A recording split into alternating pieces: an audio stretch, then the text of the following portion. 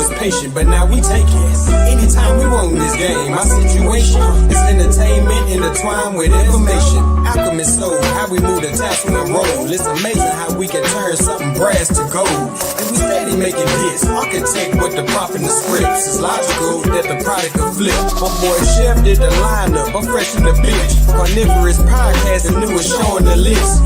DQ on the boat, so I'm rocking the ship. Swat the music gon' be dope and the artist legit. Hold my beard, concrete cord, then stepped in the door. See, that's my man and he reppin' for show. And true savior's a player with flavor. Lexicon Taylor, lines on point like a laser.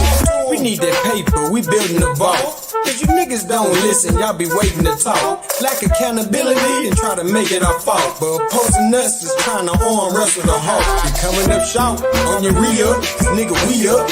Really wouldn't want to be up. I kick my feet up. My beef is wagyu and my truck is all speakers. Bills is all blue and my blunt is all reefer. Responsible deniability, that boy eater. High quality whack juice by the liter. They like to call us ops, we got Oppenheimer features. That's the bomb out on the island just to teach you.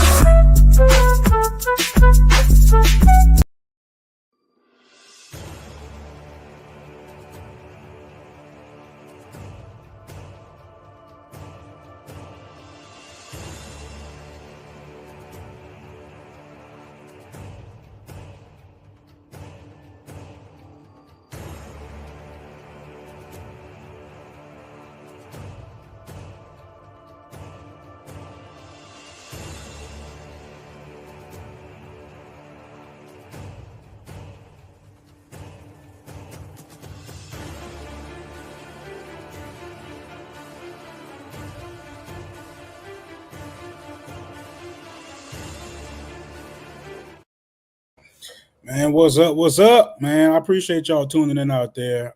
We got a couple loyal fans, and I just want to give them a quick shout out. I really appreciate y'all coming in, showing some support, and just being there for our content, man. We really appreciate y'all. Y'all are a big part of what we do, and I just can't say enough. You know what I'm saying? Without y'all, this is, us up here talking to ourselves. So lucky enough to have an audience that's even interested in the subject matters, the content that we bring up. And, for me personally, I am always super concerned about how can we talk about being African-American and being more successful for future generations, right? How do we go about navigating these conversations, looking at these topics? What's the historical context? And let's talk about it in a positive way, right? Let's not overemphasize some of the issues that we run across and adversities that we deal with every day, because those are going to be there whether we like it or not. And that's just the reality of living in America. Now, with that being said, how do we get up? How we motivate ourselves to get up every day and go out there and be somebody? Because that's really what it's all about. It's nobody said it was going to be easy. But definitely there are those of us who are up to the challenge, who go out there, make a difference, make it happen. And, we kind of here to celebrate those people, put them on, highlight them and actually use them as examples for us to be able to move forward in our progress. And I have my co-host with me tonight. IAM from OWNASPOT Live. Check out her channel. It's in the description. She's got some really good content about the OWNASPOT challenge, where she is challenging Black people to be put more emphasis on ownership, right? And I think that that's a really, really good mindset to have, because it starts to chip away at the wealth gap. And I think that that's probably one of our biggest concerns underneath all of the adversity that we deal with is how the money, our access to resources, our access to these loans that could possibly, get our business up and off the ground, possibly get us into some better housing situation, possibly get us into some better educational situations. Those are the kind of things that I think we need to be focused on. How can we, take those steps to get there ourselves, or position our future generations to be able to get there? I think that that's really important, and we need to continue to push those type of narratives forward. How you doing, IAM? Period. great. How are you today? I'm good. I'm definitely good. I had a nice little work week. It was pretty long. Got through it. Tomorrow should be a nice short day for me. Got a nice weekend lined up. So definitely don't got nothing to complain about. Right. So doing okay. Looking. Amazing. I'm glad to hear that. Thanks so much for the hashtag on the spot plug. Hmm. Because did you know, actually, you mentioned the wealth gap, which I thought was great during that intro. Did you know that the wealth gap essentially is property ownership? No, I didn't know that. I didn't know it boils down to just that. Yeah, well, not just that, but if you look at if you look at the amount of the wealth gap, right? Hmm. So the gap between the dominant group in this country and African Americans, that difference, the dollar amount, actually it is so close. It's so close, logic, to the amount of wealth the dominant group holds in property. Hmm. So it's possible that by us, ourselves as individuals, our families, our communities, purchasing one property could potentially eliminate the wealth gap in 12 months.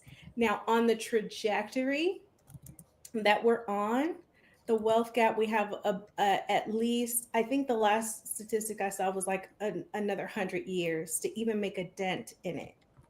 So yeah, the on a spot challenge is Monday, so everybody's invited to that. Hey, everybody in the chat. Hey, Tinker.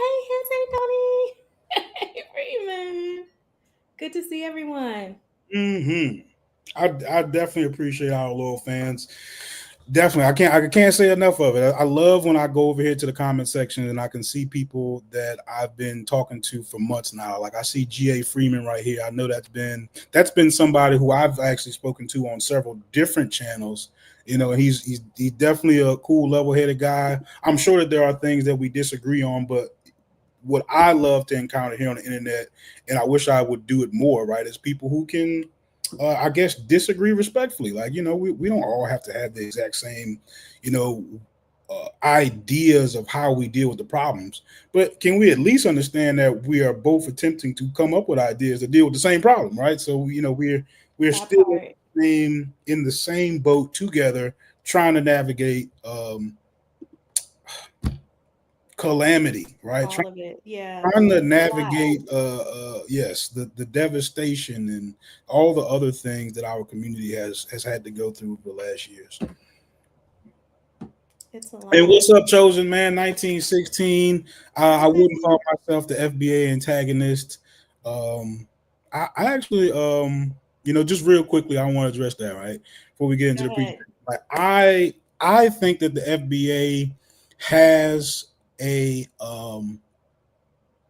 noble cause, right? I think it's, um, you know, I agree with their agenda, just not necessarily their methods. And to be honest with you, if your methods don't stand up to scrutiny, then you're probably not working with very much. And that's Mm, just the honest to God truth, right? Like if we're having an intellectual approach to whatever it is that we're trying to solve, if you should want people to come up and poke holes in it and show you where it's weak so you can go back in the lab and strengthen it up. I mean, it's just that simple. I didn't say quit. If, as a matter of fact, like, I'd probably just encourage you to be a little bit more aware of the bigger picture, right? Like, so that's the only part. That's the only role I'm trying to play. I'm typically not looking to tear people down, but simply to provide a different perspective to whatever it is that they're talking about, right? So that's usually my mindset, is not to antagonize. That doesn't do anything for me. I'm not a troll. How about to that? I think that yeah, you're logic. You're a level-headed person.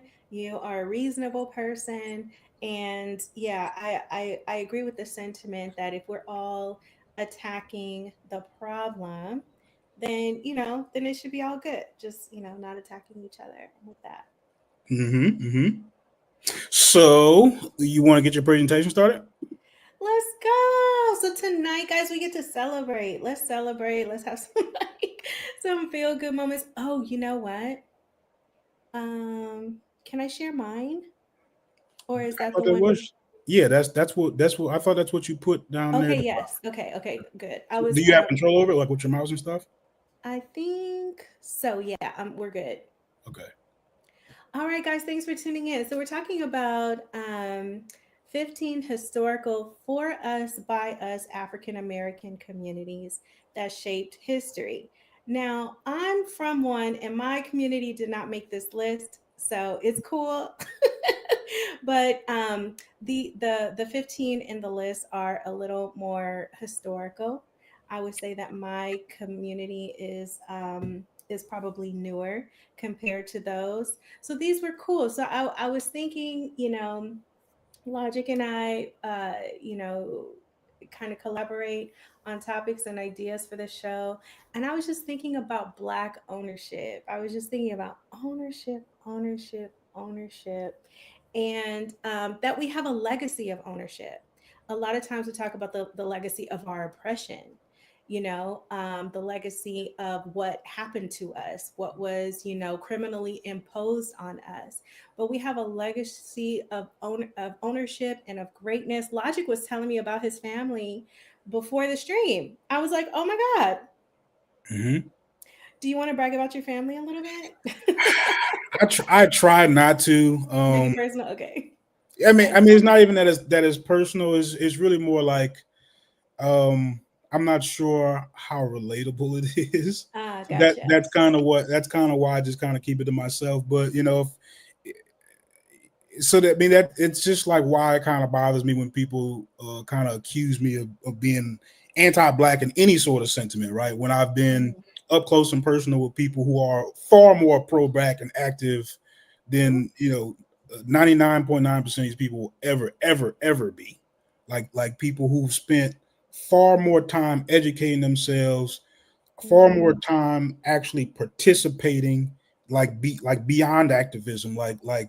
lobbying, like actually participating in Sacrifice. legislature, all those kind of things to make a difference, right? Yes. I've been up close and personal with it for my whole life. So Yeah.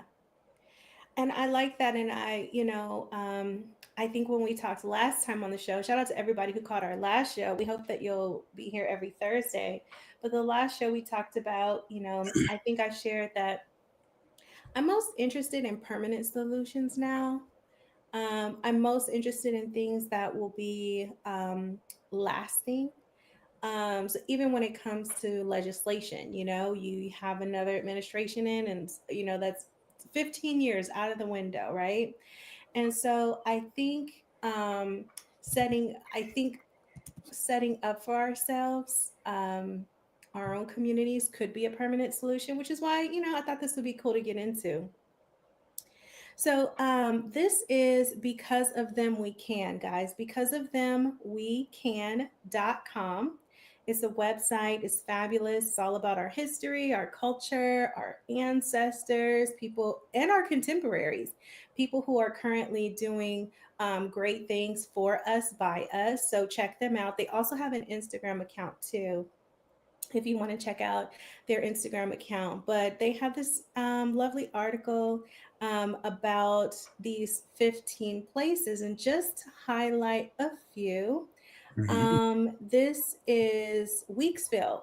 Weeksville was founded by, I believe his name was James Weeks.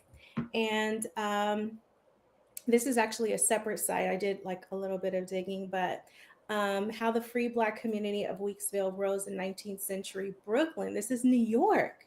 This is New York. A lot of times we think about these places being in the South and the Midwest, and and other locations, but this is Brooklyn, New York. I got kind of sad. Well, let me stay on task here. But you see people there. This is the present day, so you can go visit this place. This place is still in operation. It's been beautifully preserved. This is Weeksville back around the time that it was founded, and a common theme for all of these towns and cities and townships that are featured in the article is business. It wasn't just like, a bunch of, people in their homes, and that's amazing, right? But it was residential, and they were also business hubs, as you can see here. This is Weeksville, Brooklyn, back in the day. And I think I have kind of it now. So you can kind of see. Shout out to Brooklyn. Shout out to Brooklyn. I think you guys have a lot of New York people that watch here over on the Tri Media channel, actually. But what's also interesting about New York is I was reading about Seneca Village. Are you familiar? I've never heard of Seneca Village.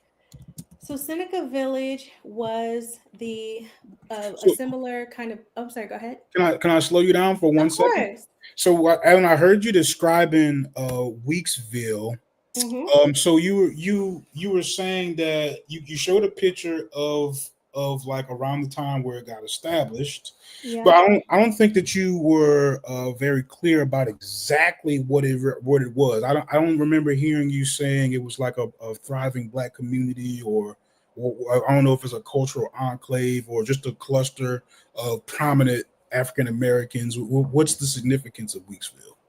So James Weeks. Hold on. I'm going to go back because I have it here on my phone, which is smaller.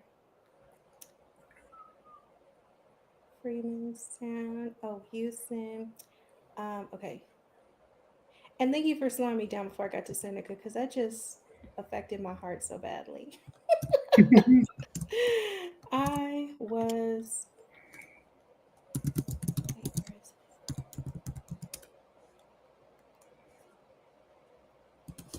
Okay, here it is. Sorry, it was second. That's how I scrolled right by it.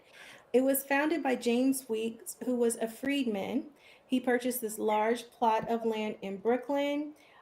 It was founded after New York, the state of New York, abolished slavery. So that was 1827 ish. Okay.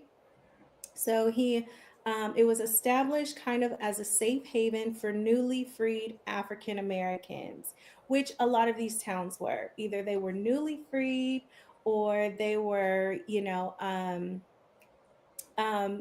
dealing with segregation to the point where they, out of necessity, had to make their own facilities, their own businesses, in order to, for their patronage. Um, it's in present day Bed-Stuy. Bed-Stuy, do or die. Shout out to the Stuy. But it was home to over 500 families. Many of them were doctors, entrepreneurs, and business professionals. They worked in that area and also in the surrounding area. The community, much like the others, had their own schools, they had elder care centers, churches. Now, the church, Mr. Logic, Hmm. was a common theme for all of these, which is so interesting to me thinking about the transformative role of the church then versus kind of what we see today, Hmm. Hmm. Yeah, especially the AME church. I'm definitely familiar with the pivotal role that the church plays with the black church plays with galvanizing the communities, especially in the early 1900s. Like that, you can't replace it. You can't put any. I'm not sure if you can put any organization that had a bigger impact on African Americans as far as getting us all on one page. Um, Mm-hmm. than the black church. You can't look past that. You can't overlook it, whether you're atheist or not. Their contribution is, I guess, at this point, irreplaceable beyond measure. So there's no question or doubt about that for me. Absolutely. And what was so interesting to me is that the AME church specifically, which is the African Methodist Episcopal Church, Hmm. was in ran through many of these stories. Many of these stories. It wasn't the only denomination, but that kind of stood out for me. Um, Weeksville was also the birthplace of the Freedmen's Torchlight. The Freedmen's Torchlight was one of the first Black newspapers in the United States. So listen, Okay, okay. if you're in the New York area, you see the building over there in the car is like this is present day. You can go over there. There is um, a historic preservation kind of society that kind of keeps this going. There are really cool interior photos of these places that I wasn't able to put here, Mhm. but it looked really cool. So might be like a cool like informational thing to do. Maybe if you have young people, make it like kind of a group thing. That should be pretty cool. Okay, okay. So that's Weeksville. So Seneca Village logic. Seneca Village was a similar kind of settlement of African American people and landowners, because that's what made these towns possible. They had to own the land. But Seneca Village was a similar place with these African American landowners in the Manhattan area, and it's gone because much of that land was used to develop what is now Central Park. So Mm. Central Park actually sits on top of the land of this former um, black settlement. So was it like do you know how they I'm not sure how to ask. Like, do you know like how they lost the land to the city or state? Yeah, so for Seneca Village, let's see. I think I have that too. Let me see.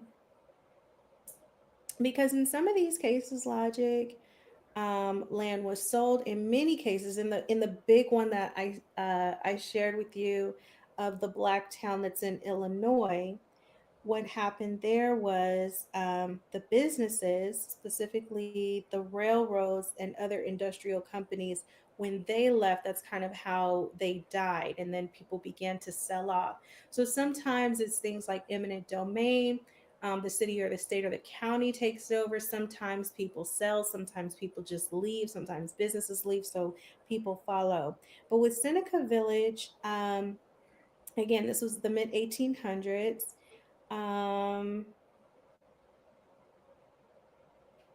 yeah, it was all I have is that the village's displacement was due to park development. Um, they, yeah, they weren't able to preserve that. I believe, well, let me not just say what I believe. If anybody in the chat is familiar and would like to share more about the Seneca Village, let me know. Feel free to put it in the chat. Um, yeah. But it was, Central Park was a planned development, right? And so the land was taken over, at the end of the day. It wasn't wholly owned. So it makes sense to me that in some cases the owners just sold. And in some cases, perhaps it was, more of kind of a takeover situation. Hmm. But yeah, a fun fact about Central Park in New York. Cool. Cool. So, oh, why are these not? Sorry. I have to do things in order. It makes me crazy. Oh no, that was right. That was right. Um, also, many people talk about Black Wall Street, and Black Wall Street was the Greenwood district in Tulsa, Oklahoma. And Black Wall Street is really sorry. I'm gonna skip through these to see if I can see. There's so little in StreamYard.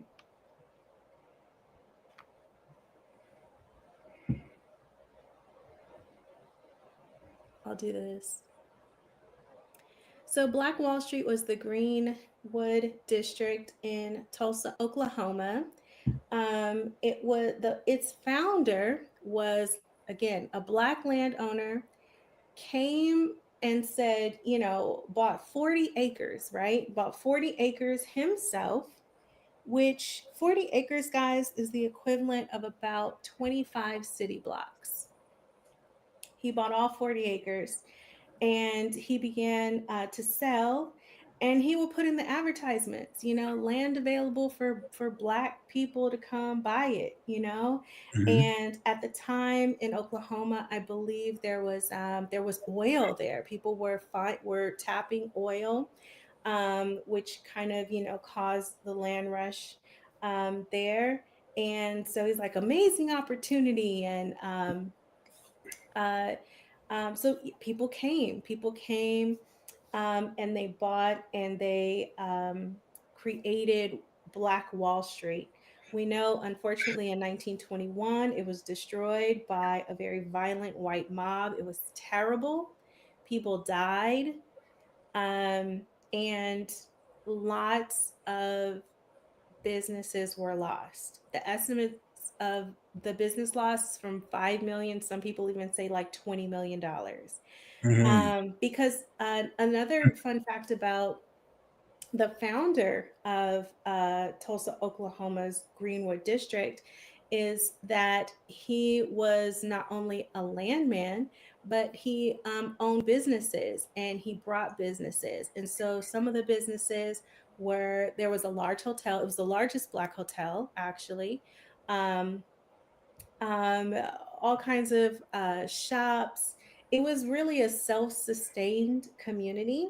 Hmm. And reading his story is so cool because it was a very intentional thing, right? Hmm. It was something that he imagined and, and brought into fruition intentionally. He planned the community. Like, we're gonna have this here, we're gonna have this over there, and um, and it's centered around the businesses. Businesses. Again, it was, in many cases likely due to, segregation. You can't get service, there. So now you have a place that you can come. But he was pretty wealthy. He became even more wealthy with the Right. development of town, and other people did as well.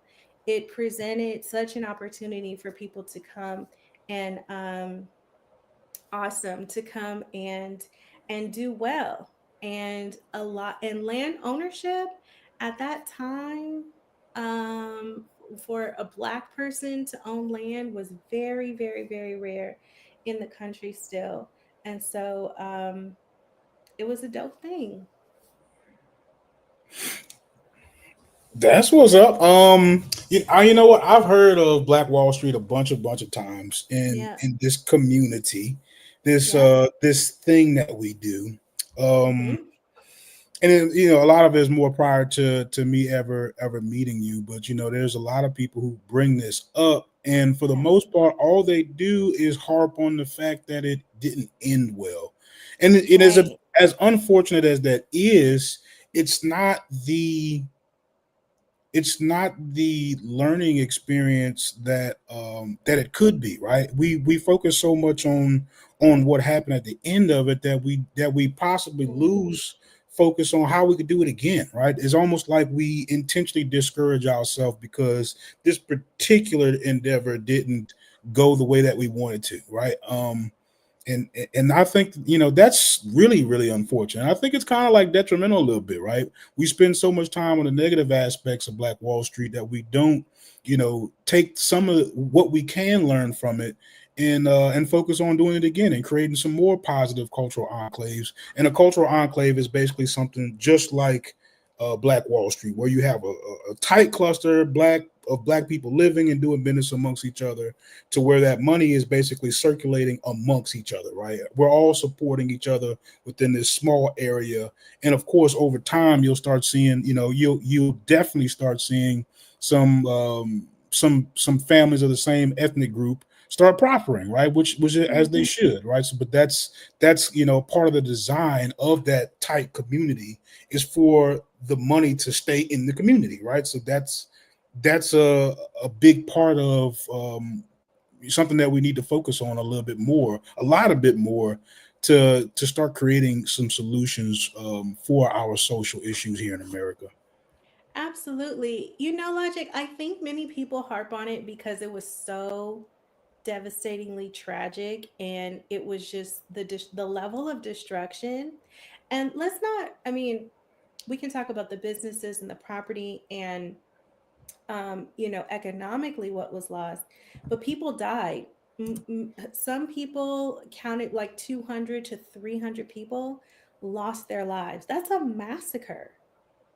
That's a whole massacre. And Hmm. so I think that that is probably why people um, kind of, why it sticks out for a lot of people.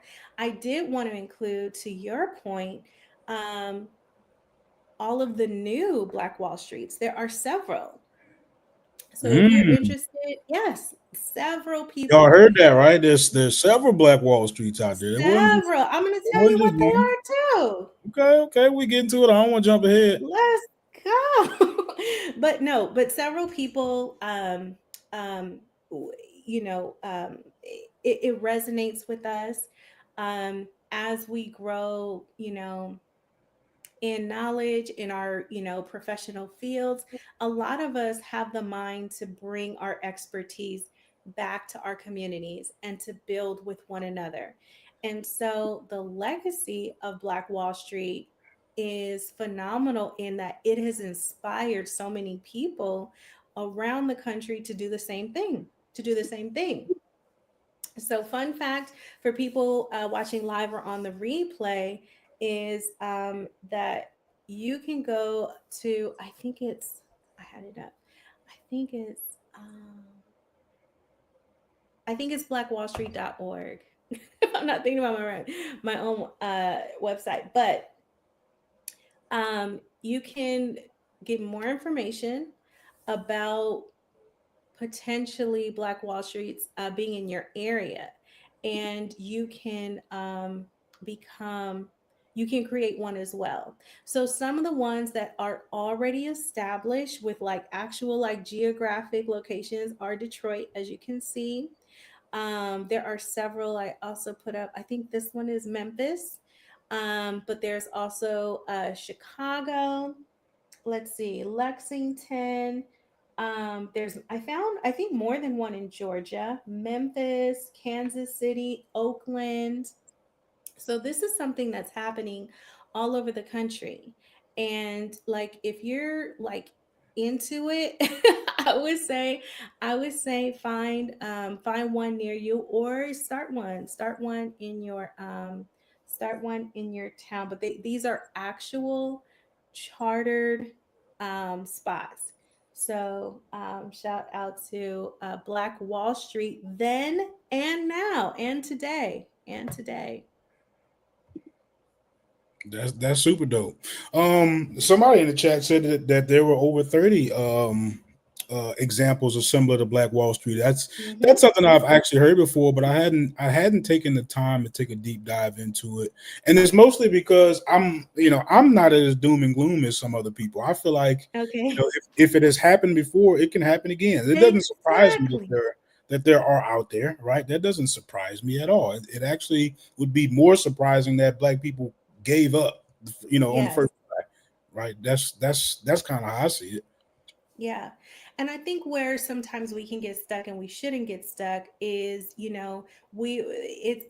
wouldn't make sense, in my opinion, to replicate what was happening in 1910 and try to, Hmm. oh, we're going to have a barber shop and a tailor and a movie theater. That might not be, going into the 2030s, the 2040s, the 2050s.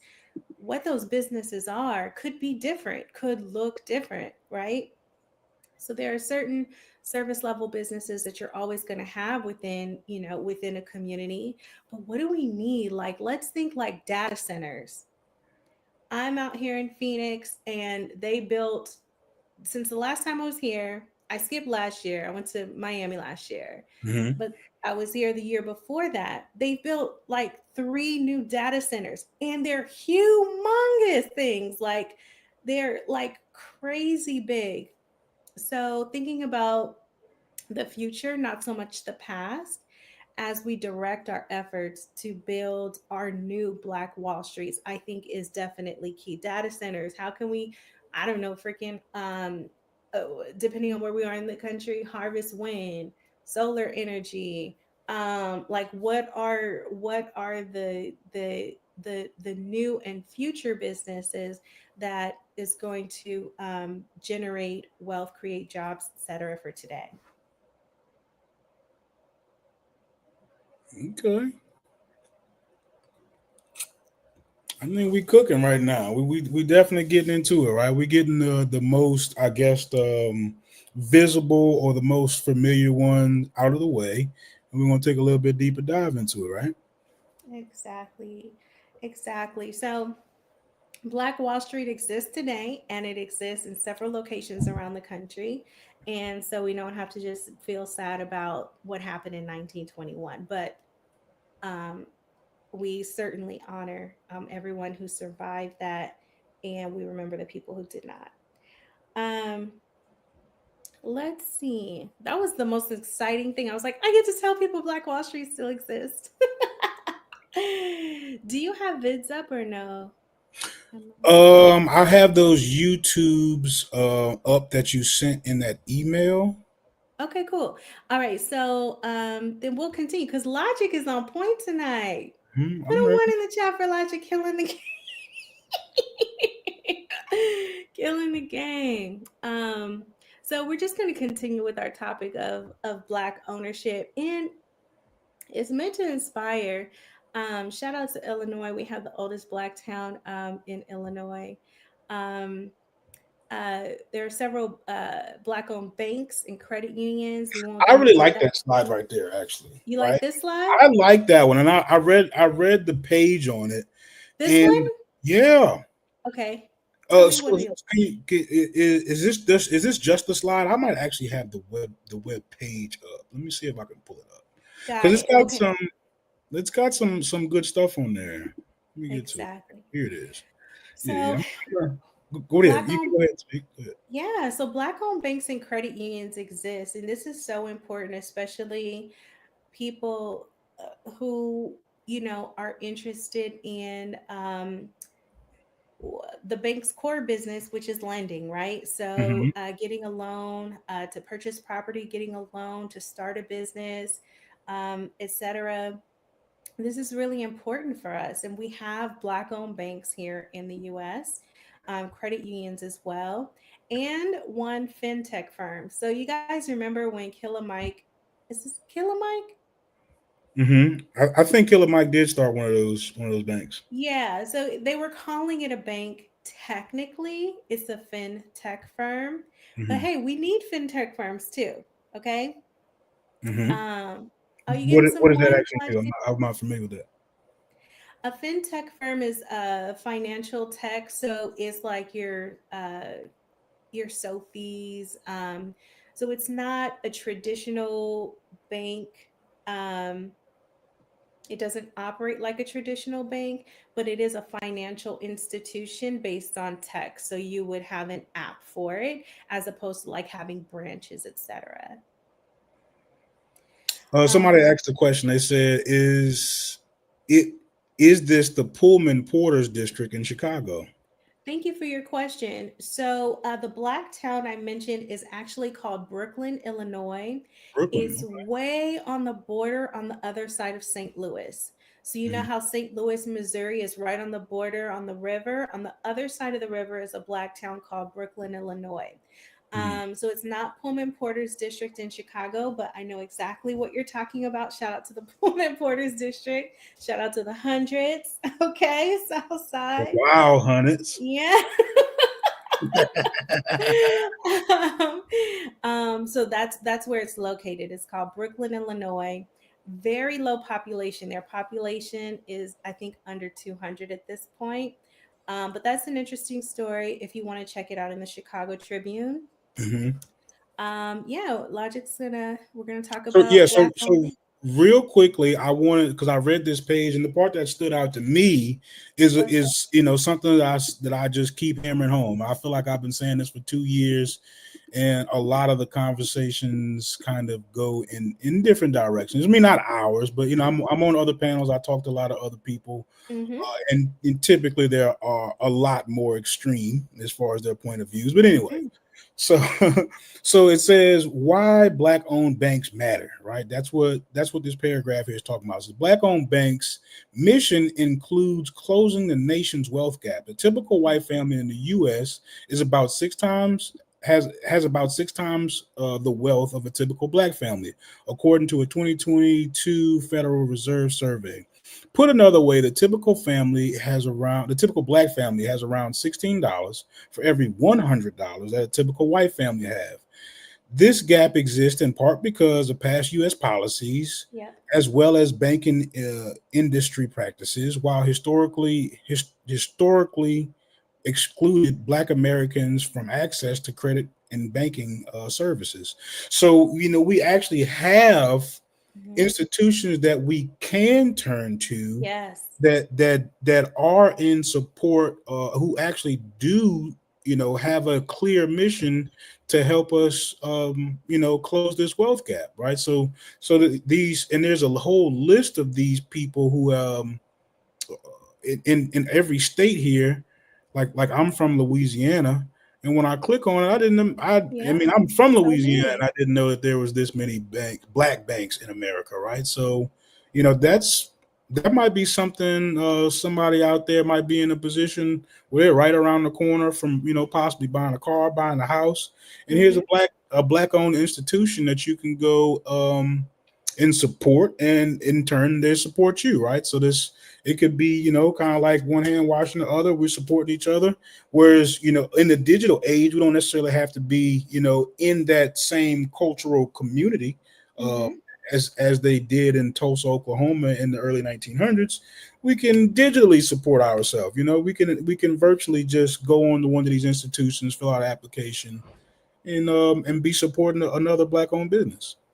Exactly. And another fun fact, those banking and financial institutions and mortgage institutions that historically discriminated and were found liable for damages against certain Black communities, for many of them, as a part of either their settlement or punitive damages, are required to loan millions of dollars, huge amounts in certain areas and communities.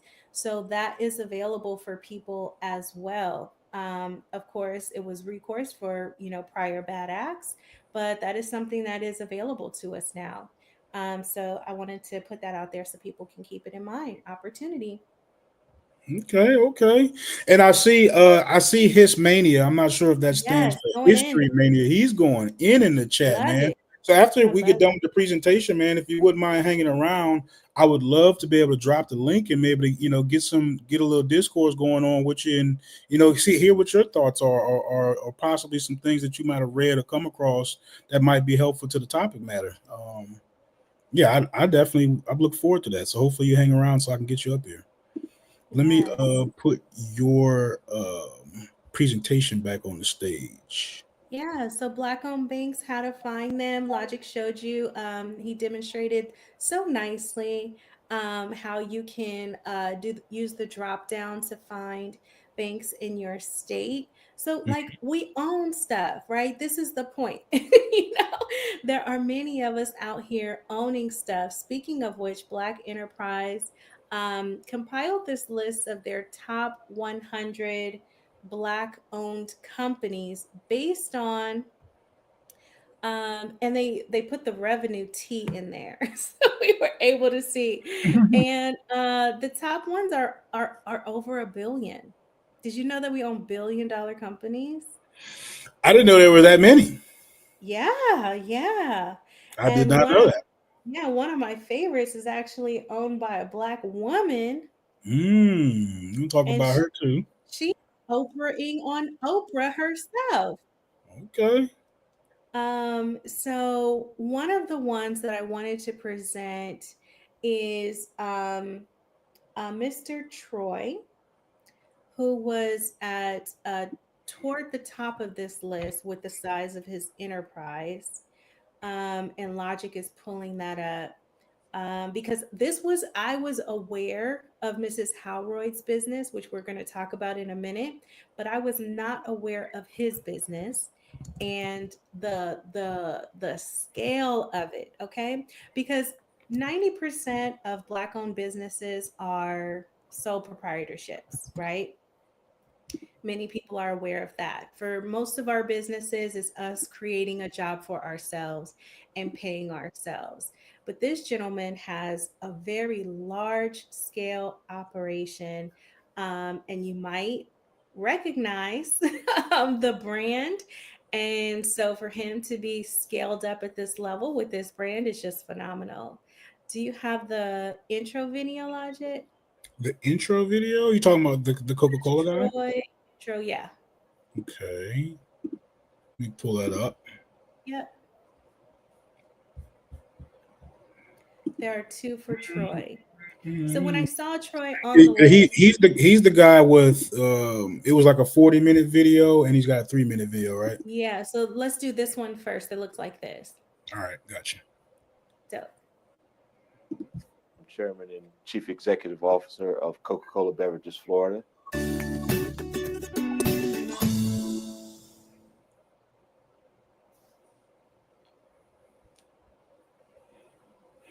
Coca-Cola Beverages Florida was established on May 30th, 2015, when we bought the Central Florida sales and distribution operations from the Coca-Cola Company. So we're about 6.5, 7 months old now. We cover about 27 counties in Central Florida, and we exclusively distribute Coca-Cola products throughout the Central Florida area.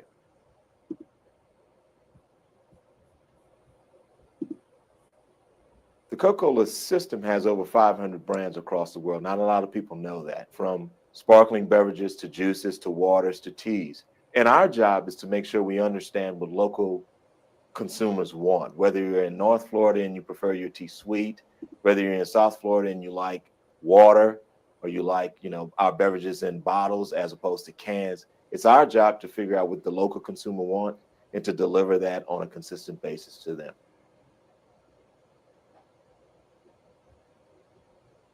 Okay, we can pause it here. First of 2015. Sorry about the music, guys. That was not produced by Hits. It was like dun, dun, dun, dun, dun, dun, dun.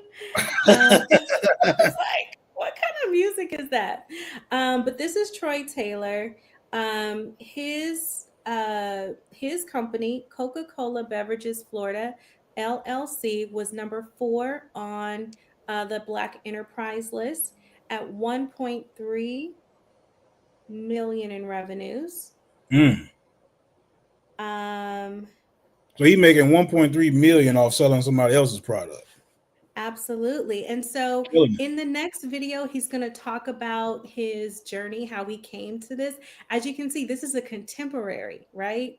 This is 1.3 million established in 2015, right? Some of us remember 2015. It wasn't that long ago. So the second one, he's sitting down at an interview, Mr. Troy Taylor, the CEO of Coca-Cola Beverages Florida LLC, and he's talking about the journey, and it'll start right at the right point for you. Wait, say that again. So you want me to switch to the other video? Yes, please. Okay. Troy Taylor, you can't see in this one, but he's fairly tall because he's a former athlete. He was a basketball player. He talks in the interview, we're not going to see this part, but in this interview, he talks about his upbringing. He had very educated parents and family, and basketball afforded him the opportunity to go to college. And he never wanted to be a basketball player. He wanted to be educated. So this is how Coca-Cola Beverages Florida LLC started. Okay. Because Coca-Cola bottlers are, some of the greatest entrepreneurial ventures. One of the greatest entrepreneurial ventures some of these bottlers have been in the hands of families for over 100 years. People kind of forget that. Great vehicle for multi-generational wealth. Great vehicle for investing in communities because of what we do every day. We're in the communities, selling our products, doing our services every day. So they're great vehicles for that. And that was another attraction that I had because I'm like, we got to figure out a way to turn some of this money to the Black community as well. And the only way we do it is if we own the assets and control the business. Hold on, relax. Hold on.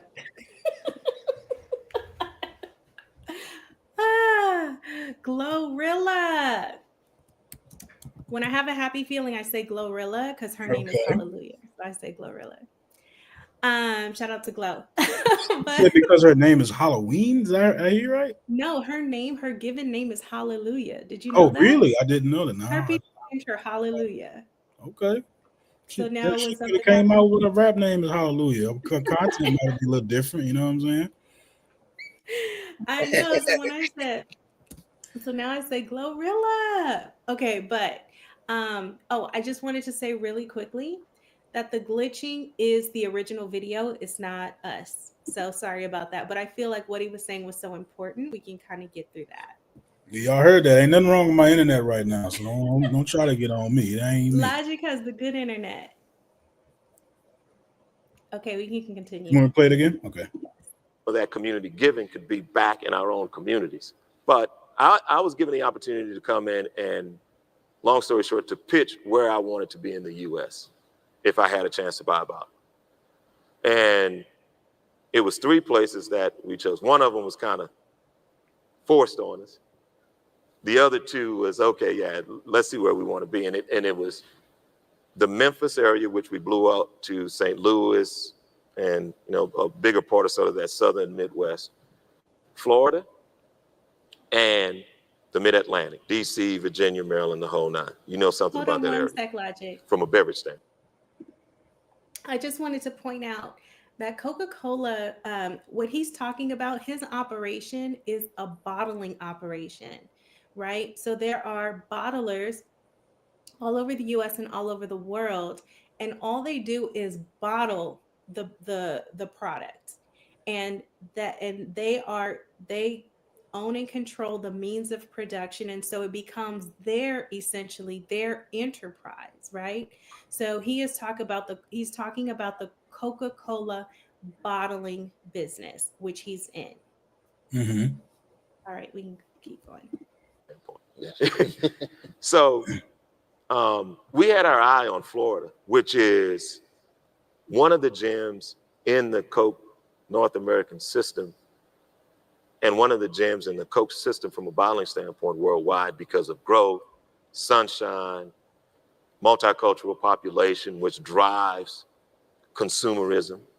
And it's, 100 million tourists go there every year. So we have a big footprint to sell our beverages into. And there was a long line of people, including existing bottlers, that wanted the Florida territory. But we focused hard on it, made the pitch, did the research, saying this is why it makes sense not only to create an independent bottler in Florida, but to create an independent Black-owned bottler in Florida. So we used both angles. So we first went, this is why it makes sense operationally, market share to do it. Oh, and from an African-American minority ownership standpoint, this is why it makes sense. Not a lot of people gave us a chance to win that. And stay with this point, but Coke had not awarded a new bottling franchise in 60 years. Yeah, none had Black been, or white. No. So they some had changed hands, but no, there was not another bottler that had been stood up from the ground up. Greenfield, no operations. You got to go in and stand it up, get your payroll, get your, back office services, put together your management team. It hadn't been done in 60 years. Okay. And we were fortunate enough to get the nod to do that, in part because we had built some really good relationships at the Coca-Cola Company, done some really good work, and we had some people that were in our corner, like Douglas, like Kathy Weiler, the whole 9. And we won that. We came out of nowhere, and we won the opportunity to acquire what was Central Florida at the time, sales and distribution. And we didn't have any operations in beverage or anything like that time. We were putting together a management team. We probably had we closed the deal on May 29th, 2015. So May 30th was our first day of business. We just cycled 3 years. But we had put together a team. We had about 10 people. So May 29th, we have 10 people. May 30th, we have 1,200 people. Because we acquired these operations, had all these facilities, the whole 9. First Black bottler in the system in all those years. Thank you. And Troy Taylor. it was a leap of faith for a lot of people because, a lot of people, part of it was because we were Black. Part of it because we were new to the system. People said, is this going to work? and we made it work. We stood it up, we grew it, we operated it well, and we operated it well enough to be granted the opportunity to acquire North Florida as well as South Florida. And we built a $1 billion company through expansion in 21 months. So by the time, thank you. Okay, everybody By the clap. We time can stop there, Logic. early 20. Yeah, he deserves a clap for that. I ain't Yes, gonna lie, yes, that's fire. yes. That's fire. So made it to number 4 on this Black Enterprise list. Um, another very important entrepreneur that I wanted to highlight her ownership is the owner of Act One Group. Mhm. And by the way, if you want to see this more, this was a really good fireside chat. The gentleman's name is Troy Taylor. Again, that is the CEO of Coca Cola Beverages Florida LLC. Now took over the whole state and looking to do more. So shout out to him.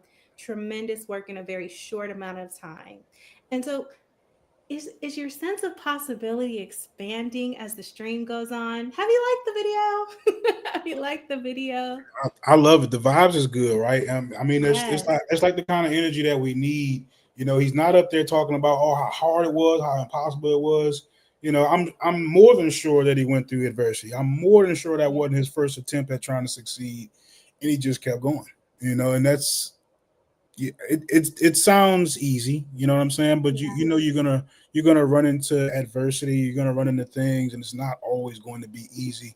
But you do have an example of somebody right here in front of you that was able to push through it, you know. Exactly. And his example is how we can take advantage of opportunities by acquiring existing businesses, Hmm. um, buying into existing chains. And then we're going to pivot to a woman who basically built her stuff from the ground up. All Hmm. right. You want me to play the video first, or you want to read her website first? Let's do her website. Okay. Absolutely hits. Yes, his money. Is Uh, it his man? His her money? His money? His money. website. Help me out. Oh, I'm sorry, I couldn't hear you. Oh, can you hear me now? Yeah, you're just talking low. Okay, so Janice Bryant Howroyd, I'm familiar with her because I presented her in my financial literacy course for young people here in Chicago. I wanted to expose them to Black billionaires. So she was on my list, and we had her on the wall, and so I'm very familiar with her business journey and her story.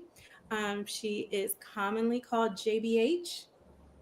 She's the first African American woman to found and build a multi-billion-dollar company. That company is called Act One Group, a $3.4 billion workforce solutions organization. It operates in over 32 countries, engaging some of the world's best technologies and systems to support organizations of all sizes. Um, Now we can switch over to her video, where Hmm. we're gonna hear her talk for a little bit. But her business basically started kind of at what we would call a temp agency. So it was connecting professional people, skilled people to businesses that needed the help. Which brings me to kind of highlight another opportunity. We talked about purchasing existing businesses. A lot of times when we think about starting businesses, our minds go directly to like consumer businesses. Oh, I'm going to open a restaurant. Oh, I'm going to, a hair salon. And those are great. Shout out to restaurants and hair salons. I love them both. But, but in order to get to the enterprise level, it's actually, quite advantageous to look at what we call B2B, or business to business. Hmm. So, what can you create that companies need, right? Maybe, and so that's what she did. She leveraged talent to create and build her company. This is that we're going to play is an excerpt from the New World of Work. This was, I think it's called Harvard Business Review. Mhm. They had a chat with her. This is her today. She's gorgeous, and she'll talk a little bit about the advice she gives to people when asked. Uninformed platforms. Yeah, that's great. So Janice, then, what would be your advice then for women of color who want to have the kind of success you've had? What would your advice be for the approaches or the paths that people might take? Well, often women ask me post speaking engagements or even during work and industry community events, especially on university campuses, how they can become like me. And I'm always floored by that because I carry a lot of my history with me, and being like me wasn't something I wanted to be. Yet I realized and respect that they're talking about who they see today and how I present in a public and business forum. So my response to them is, do you learn from my experiences, which I openly, sometimes too transparently share. And they're shared in my books, as you mentioned, in my Ask JBA's website and socials, but specifically to the question of what I tell these women is the same thing I tell men, whether they're younger women, younger men, humans of any age or gender. Never compromise who you are personally to become who you wish to be professionally. Now, compromise is key to growth when it comes to contracting business. And hold on, like, run your back a little I bit. think it's Yeah, that's a powerful statement. That's a bar. I loved it. Let me play that statement again. Yes, thank you. gender. Never compromise who you are personally to become who you wish to be professionally. Yeah, and that's not just business wise, right? I wouldn't. Yes. Yeah, don't compromise who your values and stuff like that. That's you. That's the Yeah. most you that you'll ever be is your values, right? Yes. So That's right.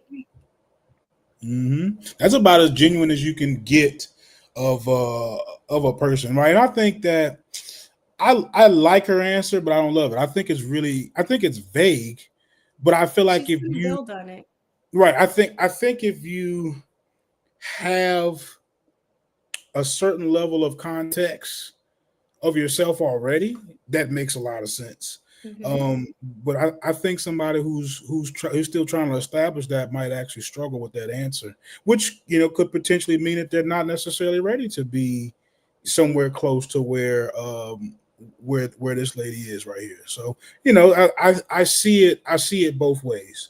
Yeah. It's certainly not it's not a delicate answer, right? Right. It's Yes. really not.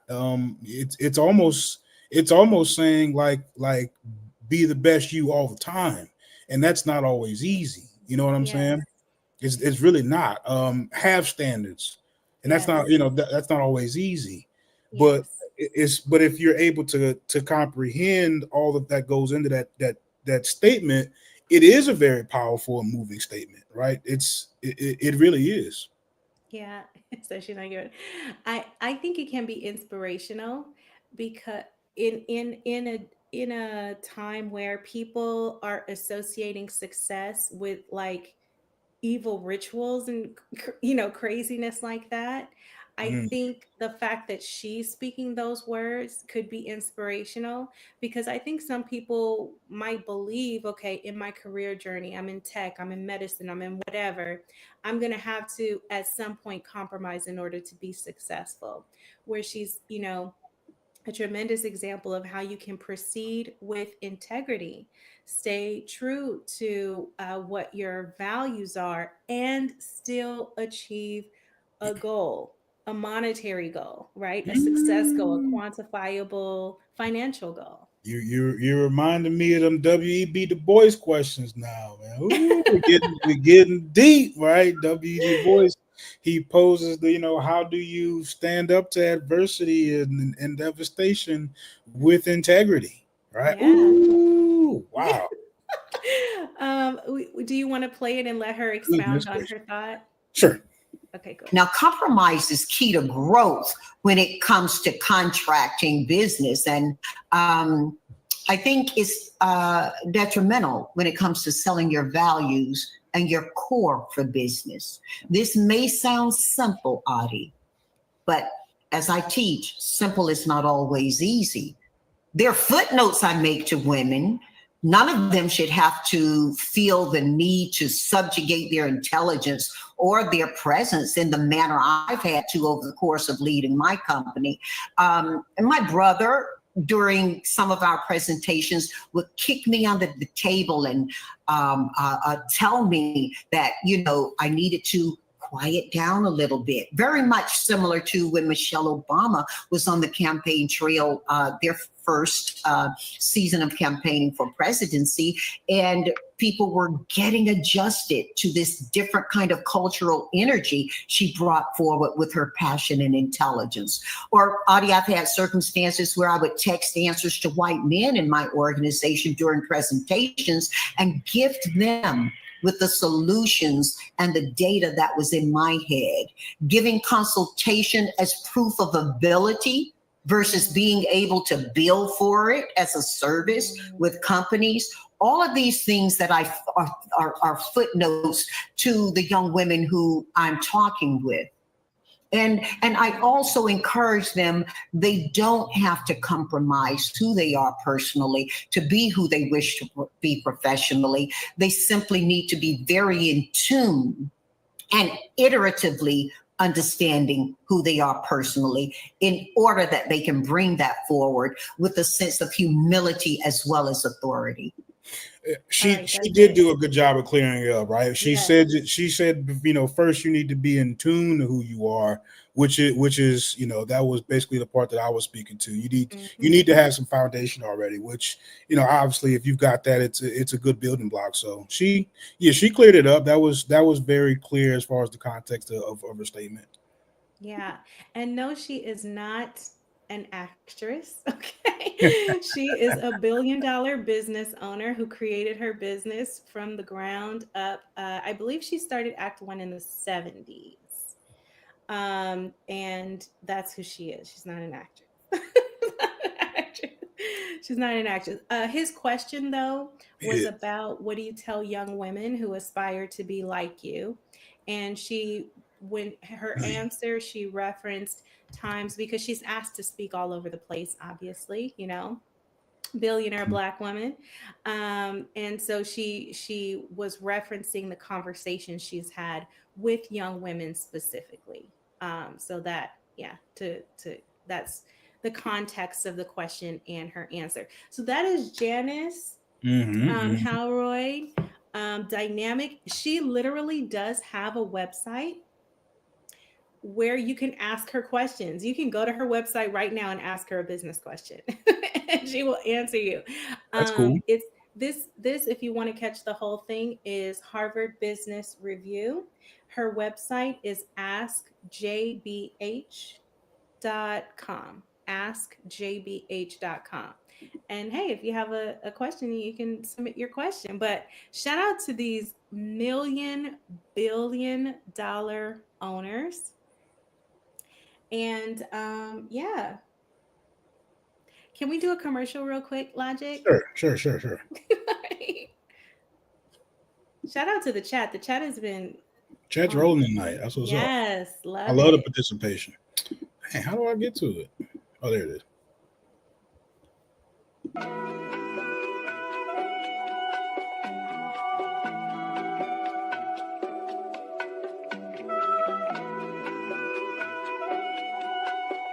Yeah, DQ. Check. Have you ever had a dream in the daytime? Had the same dream since the playground. And you made it come true cause you stayed down. Nigga, have you ever really thought about the limelight? In the room full of stars when you shine bright. I'ma make the right move when the time right. Alright. Nigga, have you ever had a dream during the daytime? Had the same dream since the playground. And you made it come true cause you stayed down. Nigga, have you ever really thought about the limelight? In the room from the stars when you shine bright. I'ma make the right move when the time right. Calculated every step, so I can't stand a hater out here hating on. Niggas out here making moves. See a hand out the type of shit they waiting on. Let me run one more. Or did you want me to run one more? Or you good? Go ahead. Okay.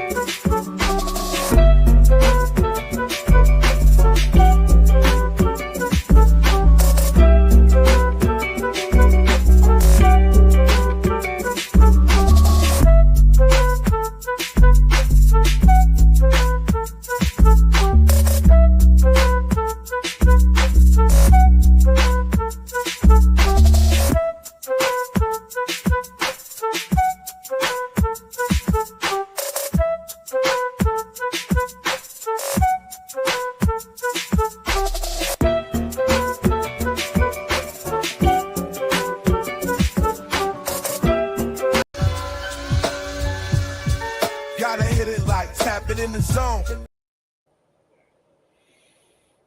I wasn't sure if that was. I see it in there, hits. I wasn't sure if that was clear or not, so I just turned it off. But yeah, are you ready to get back to your presentation?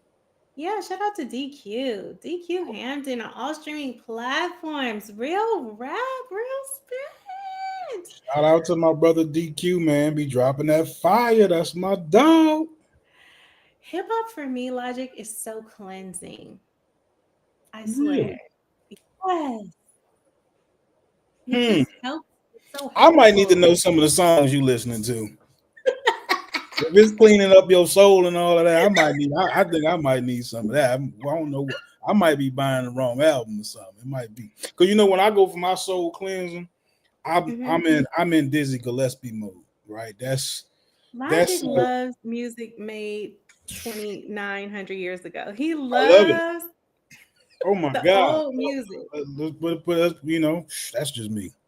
Just what I like. I don't know what to. I He's like the what I like. old soul. And I'm not compromising, right? What the ladies say, I'm not compromising who I am for who I want to be in business. You said that with humility as well as authority, Logic. You go. You heard me? Ms. Elroy would be very proud of you. I like what I like, right? Yeah, I absolutely do. Dizzy Gillespie is also a very interesting character. He ran for president. He's really funny. I mean, just an all-around good dude. I don't know how familiar y'all are with Dizzy, but he is the contemporary to Louis Armstrong, and he is the one who took jazz and made it fast, right? He made fast jazz popular, and at a time where fast jazz was not very popular, right? So he was just that good to where he basically changed or put a permanent imprint on the jazz as we know it. But yeah. Amazing. Do you have a favorite joint you want to put the people on? Your ancient musical taste. I think my favorite is Night in Tunisia. I think that's my absolute favorite. Mosque Nada, another really good one. I mean, I just like Dizzy Gillespie. Salt Peanuts. You just cold. Nice. Yep. So where were we?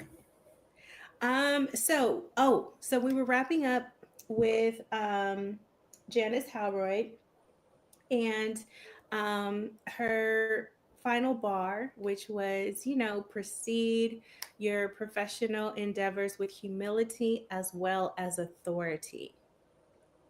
I like that. I like that as a final bar. So what do you think about business to business opportunities, right? What do you think about when talking about or thinking about ownership, thinking about entrepreneurship, creating products, services specifically for businesses, corporations, enterprises? Can you ask me the first part of the question again? I saw jazz music in the chat. It just threw my mind off. But I heard the second part. What was the first part?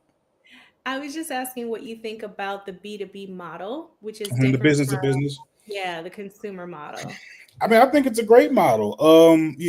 We to find a niche in any market is good. Hmm. I mean, business to business is. I'm not sure if I'm pretty limited as far as my experience in those things. Hmm. Excuse me. So I wouldn't know if it's necessarily easier, cheaper, easier to start up or those type of things, which would be Hmm. my mindset. Which one would be a little bit easier to get off the ground or a little bit easier to kind of like carve your niche out in the market. Hmm. But if you have a mind that's to where you are able to identify a particular niche in your market or somewhere nearby or business that could use a vendor to do a particular thing, great Hmm. idea. As a matter of fact, I do have a little experience I can share because I spent um around 10 years on a used car lot. And I think around year 4 or 5, I definitely realized that I was on the wrong side of the business. And what I meant by that is I'm chasing customers and doing all this legwork for the dealership, and the vendor comes in after they close, and he's here for, I don't know, an hour or two, and he's making 3 4 times as much as me to come like spray the cars with water or or deodorize some vehicles. He's like a mobile deodorizer, or somebody who's coming in repairing chips on paint or dents or glasses. Like, those guys are doing great, and their overhead isn't, it's probably not too crazy. It's not like they have a bunch of tools. You know what I'm saying? Hmm. I'm sure they're all their paperwork is in order as far as like insurances and whatever paperwork that they would need to have the business, but they're doing it almost out of the back of their car. You know what I'm saying? So Yeah. absolutely, I can see where something like that would be a huge advantage rather than trying to be on the consumer side where I'm helping consumers purchase vehicles. Like, why not help the dealership sell vehicles? Like, that's where the money is.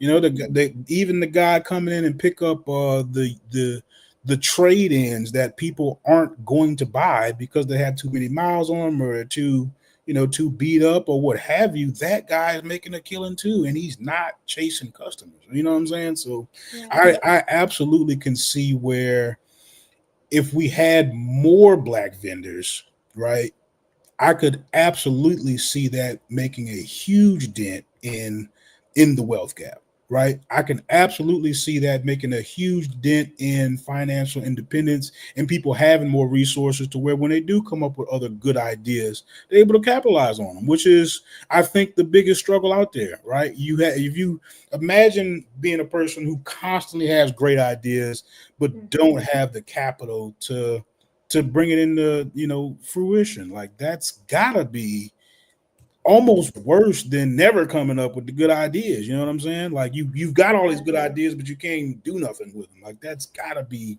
very, very frustrating. Gotta be. Yeah. And you know where most would be entrepreneurs come up with their best ideas?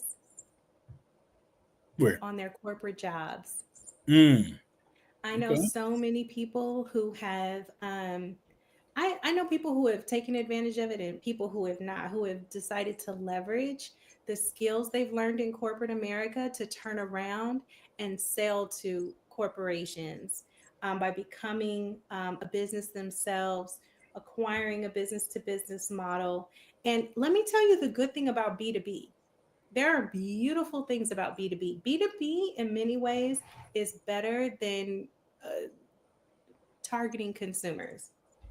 The first reason is that it scales, you can scale super quickly, right? Mhm. Like when Mr. Taylor was talking about, oh, we had 10 people, then we had 1,200 people the next day. Right? Next You day, can scale 29th to because say 30th. you have a contract and you're supplying something to Microsoft, right?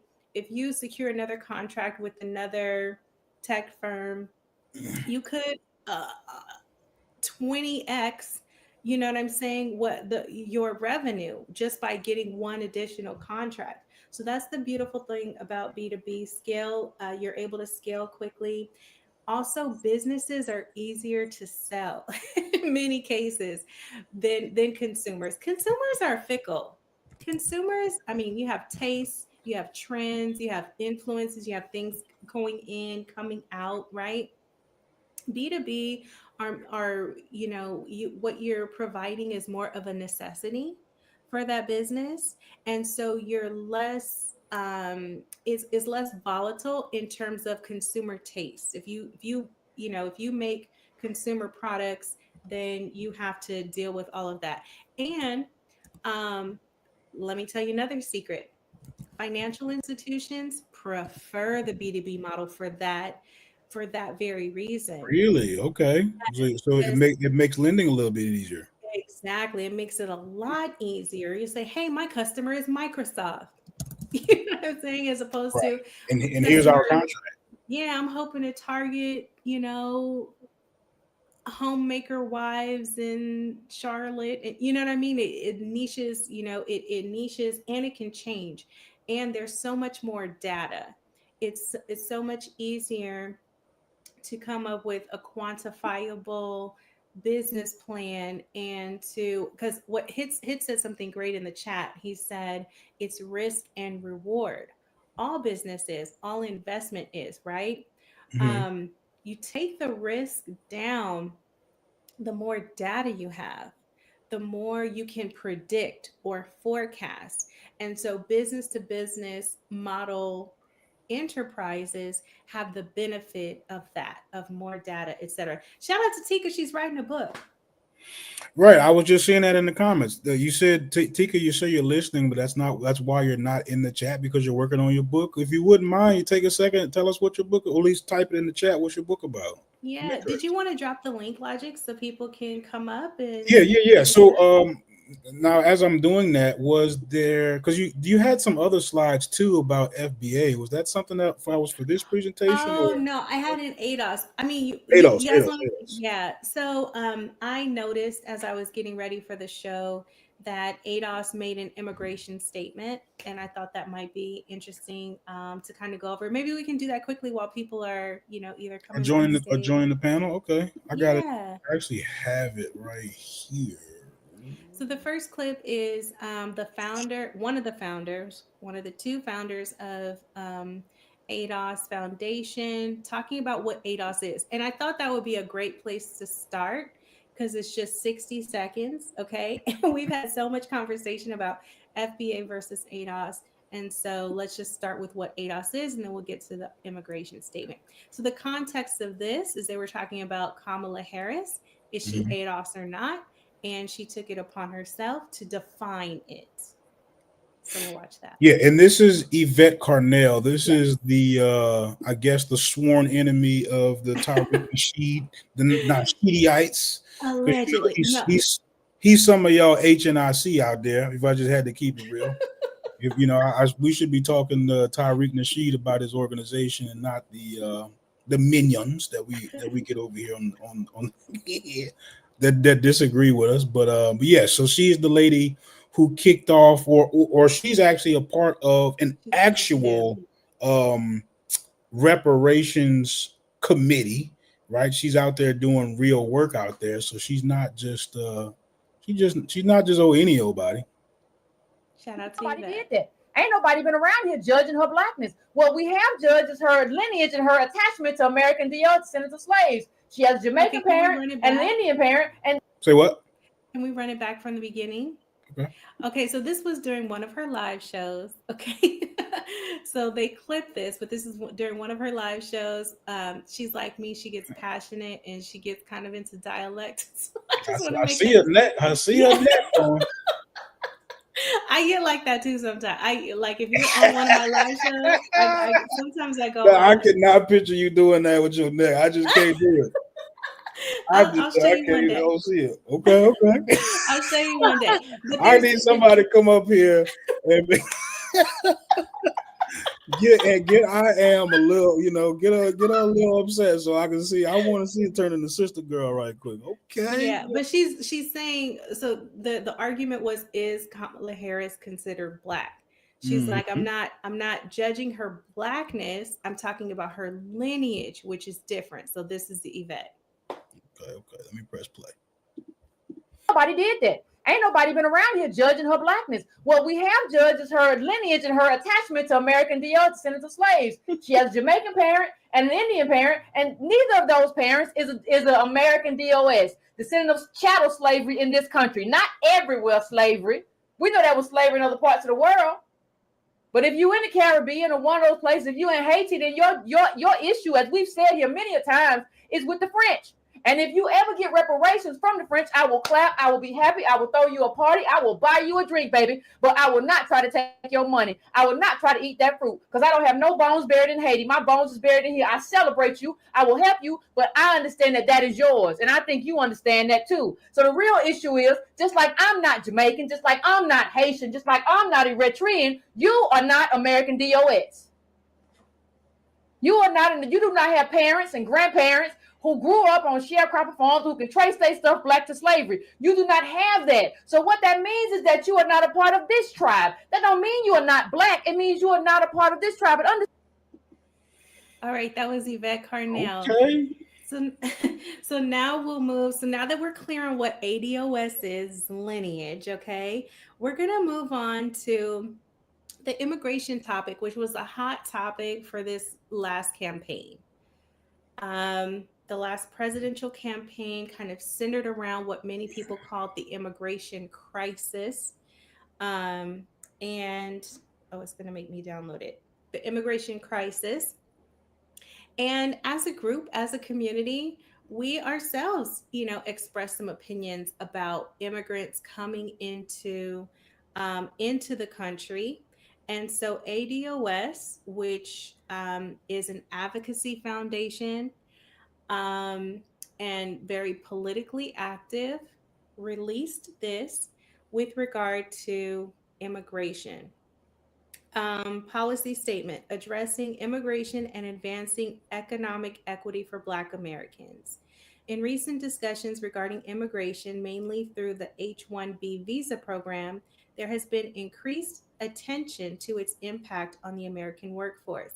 While these debates are necessary, we must ensure that all aspects of immigration policy are considered with equal scrutiny, particularly in relation to its effects on Black American workers and their communities. The ADOS Advocacy Foundation has long advocated for an immigration policy that prioritizes the needs of American citizens, ensuring that it does not inadvertently harm or further marginalize Black Americans.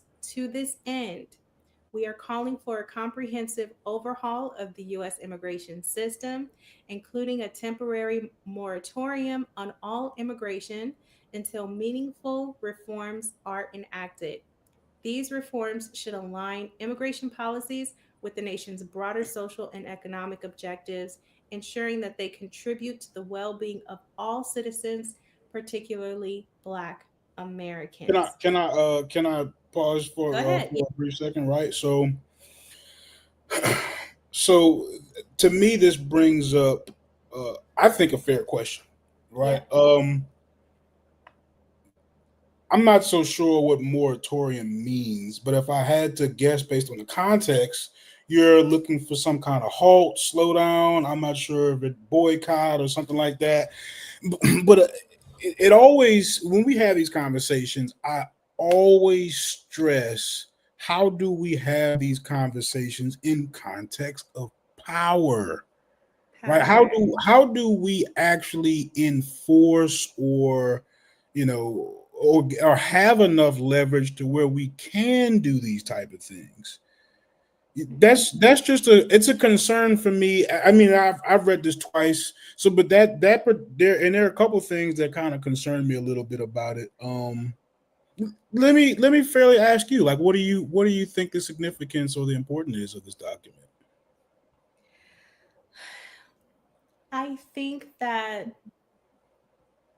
what I what I what I notice is that it's broad, um, and I don't want to say vague, but kind of a little bit vague. But I think I think it was just an announcement that hey, we are going to consider this immigration conversation based on what is advantageous for us as a group. That's all I think this is. Okay. That's all I think this is. Like we are looking at how we can benefit the potential disadvantages to us, and that is how we are making our decision. That is how we will move forward with advocacy for or against or whatever. Okay. Yeah. Okay. Want me to continue reading, or you got it? Yeah, go ahead. So we're at, as part of our vision for more equitable future, we propose target investments in Black American communities, including fast track job training, mentorship programs, and workforce development initiatives aimed at equipping Black Americans with the skills necessary for the jobs of tomorrow. This approach should focus on sectors such as technology, where disparities in hiring and pay remain significant. We also support the continuation of H-1B visa restrictions until a clear and measurable level of parity is achieved in hiring, compensation, and career advancement for Black American workers across all industries. To incentivize this progress, we advocate for tax credits and other financial incentives for tech companies that commit to actively recruiting, hiring, and training, mentoring, and retaining Black American talent in technology and innovation fields. So, right, if you are advocating for tax credits, Mm-hmm. isn't that something that you would need legislature for? Yes, Mm-hmm. absolutely. So, and I'm not trying to be negative. I'm just being critical. So this document should be at like Congress or Senate, not to me.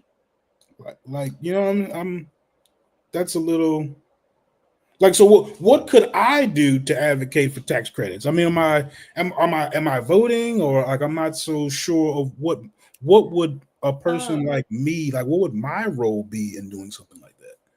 your role or ADOS's role as an advocacy group? Either one, whichever one is easier to answer. Well, ADOS as an advocacy group do several things. Mhm.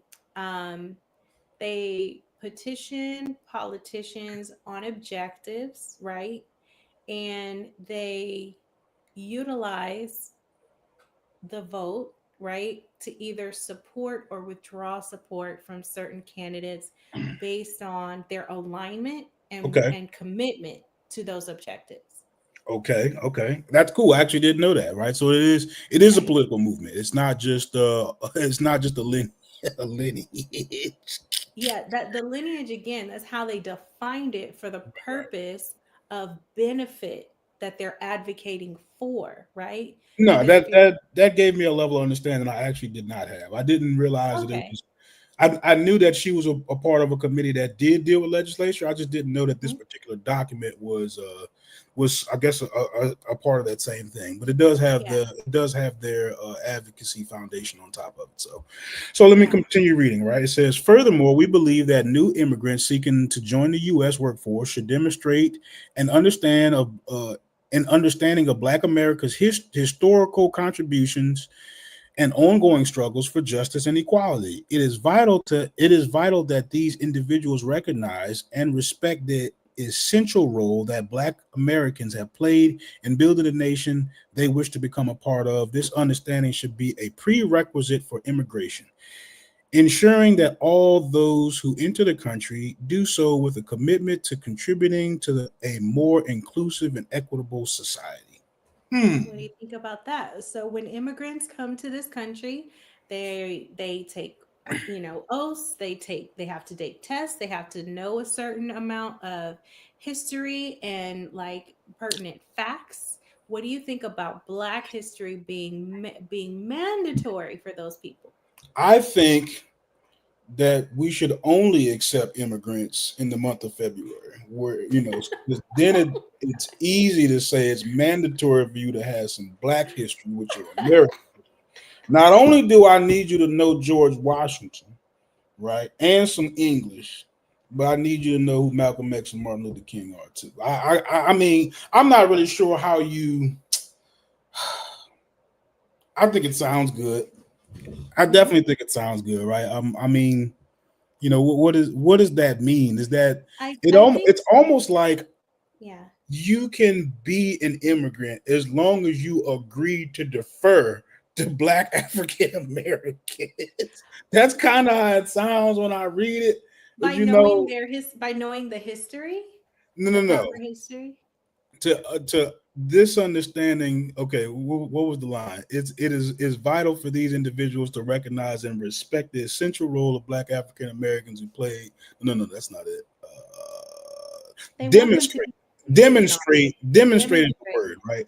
Exactly. How would I get a fresh immigrant to demonstrate their understanding of Black America's historical contributions? By testing them on it, like by making it a part of either citizenship, immigration. There can be a component where you must be educated on Black American history and Okay. the potential impact of this. I understand where this is, what the intention behind this, because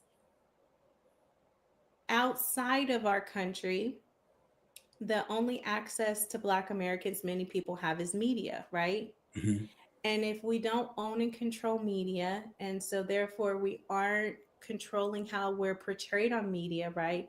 An immigrant can come to this country and not understand the contributions of Black people and have a concept in their mind that is stereotypical, right?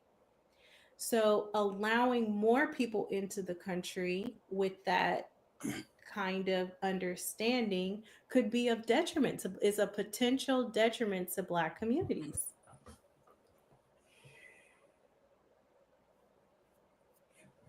I mean, I'm a little neutral on it. I'm not necessarily hot or cold.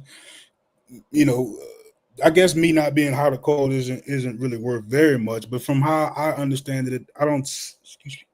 I'm not sure if that's actually moving the needle. Excuse me. So like if I can walk up to, and I don't have I'm gonna just be upfront, right? I'm gonna just be myself and ask the question, right? So if I walk up to a typical Mexican, and ask him to put the Modelo down for a quick second, hey man, let me ask you a question, bro. Did you know that America be doing Black people dirty? And he say, yeah. He's demonstrated that he understands the historical contribution or the ongoing struggles for justice and equality. I'm not seeing how that helps us get a job. I think it's a what I think it is. So it's an educational component, Logic. It's an educational. It's a course. It's a pamphlet you have to read. It's a some. It's In all seriousness, the immigrant on the Black Americans' contribution. It's writing the Black Americans' contribution into the American history that the immigrant has to know and understand. I understand that it would accomplish that. I'm just not so sure how it helps us get a job. Oh, because I mean, do you think that our community is impacted? Do you think immigrant business owners in our communities, for example? So if I had to, okay, what's your question? Let me answer your question first. Do you think immigrant business owners who operate in our community would have better relations if they had an understanding and appreciation of our history and contribution to this country? No. Because I think that their allegiance are going to be with their own people. Like that should be normal. If a Mexican, I don't mean this. If an immigrant comes over to our country, starts a lawn care business, it wouldn't surprise me that if he got other people who speak the same language, have a similar cultural background as him, not do not expect him to prefer African Americans to hire African Americans simply because now he's under at least he's well aware of the ongoing struggles for injustice and equality here in America. That's where it starts to lose me particularly a little bit, but that's just me particularly. Oh, hold up a second. I think we had somebody in the back. For the family, would you mind camming up real quick just so I can make sure that you're actually a real human being before I put you on the show? I don't need to have you on the show. Just want to make sure you're somebody I can recognize. And I can't wait to read Tika's book. What's up, bro? Okay. You can turn your camera off. I appreciate it.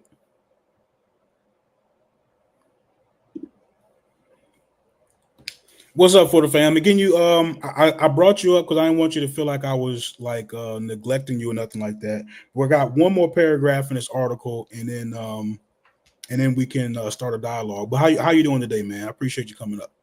Smooth, man. How y'all doing, man? I appreciate y'all having this panel. How you doing, sweet lady? Good. You good? Yeah, and thanks for hanging out in the back.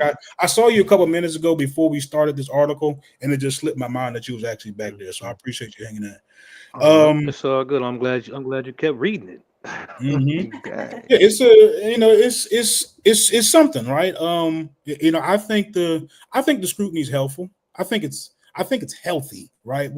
I think we should have a critical eye on everything. We should be examining how well it works, what it does for us, and so on and so forth. I think that's healthy. This sounds like HR 40. Let's have a study. You know what I mean? Without no results, kind of. You get what I mean? Like, I think a better thing to do, right? I mean, let's be for real, right? Nobody come here really care about nothing. They just want their little money so they can send out. Everybody want to take care of their families, right? I can relate to that. They're concerned about their families, not ours. Yeah. Exactly. So I'll cut it real short. I think a better thing to be would be for all the immigrants coming in. I think 20% of the taxes that they pay should go automatically to Black Americans. That way we ain't got to worry about them learning nothing. It just come right out their pocket. You want some and the rest go to wherever it's going to go. I mean, I think that's economical, and I think it's straight to the point. Let's get to the money. You want some gangster stuff, okay? Not really gangster, just because look, they dump them off in our neighborhood. They dump them off in our neighborhoods anyway, right? I mean, it's kind of gangster. You want them to give it to us and not, I'm just saying we could split it with the white people. They get half, we get half. I'm trying to be. I wouldn't. We could do 80-20 for right now. Right. Okay, so I'm gonna read the last paragraph. Yeah. And they got to know that they paying Black Americans taxes. But you know what, I can't just pass that up. I got to know what you think about letting the immigrants give us a percentage of their check. How you feel about that? I don't think it's their debt. I think we're owed, but I don't They think we're owed from them. No. I do support if they're operating a business in a specific community. I do support them contributing financially to the community where they're. I mean, automatically. We're talking about immigrants, sweetheart. Yeah. No, it's not a choice. I don't think it's a choice in this thing. No, I would say that we are, because that's essentially, and this is for the family. This is my thought on it.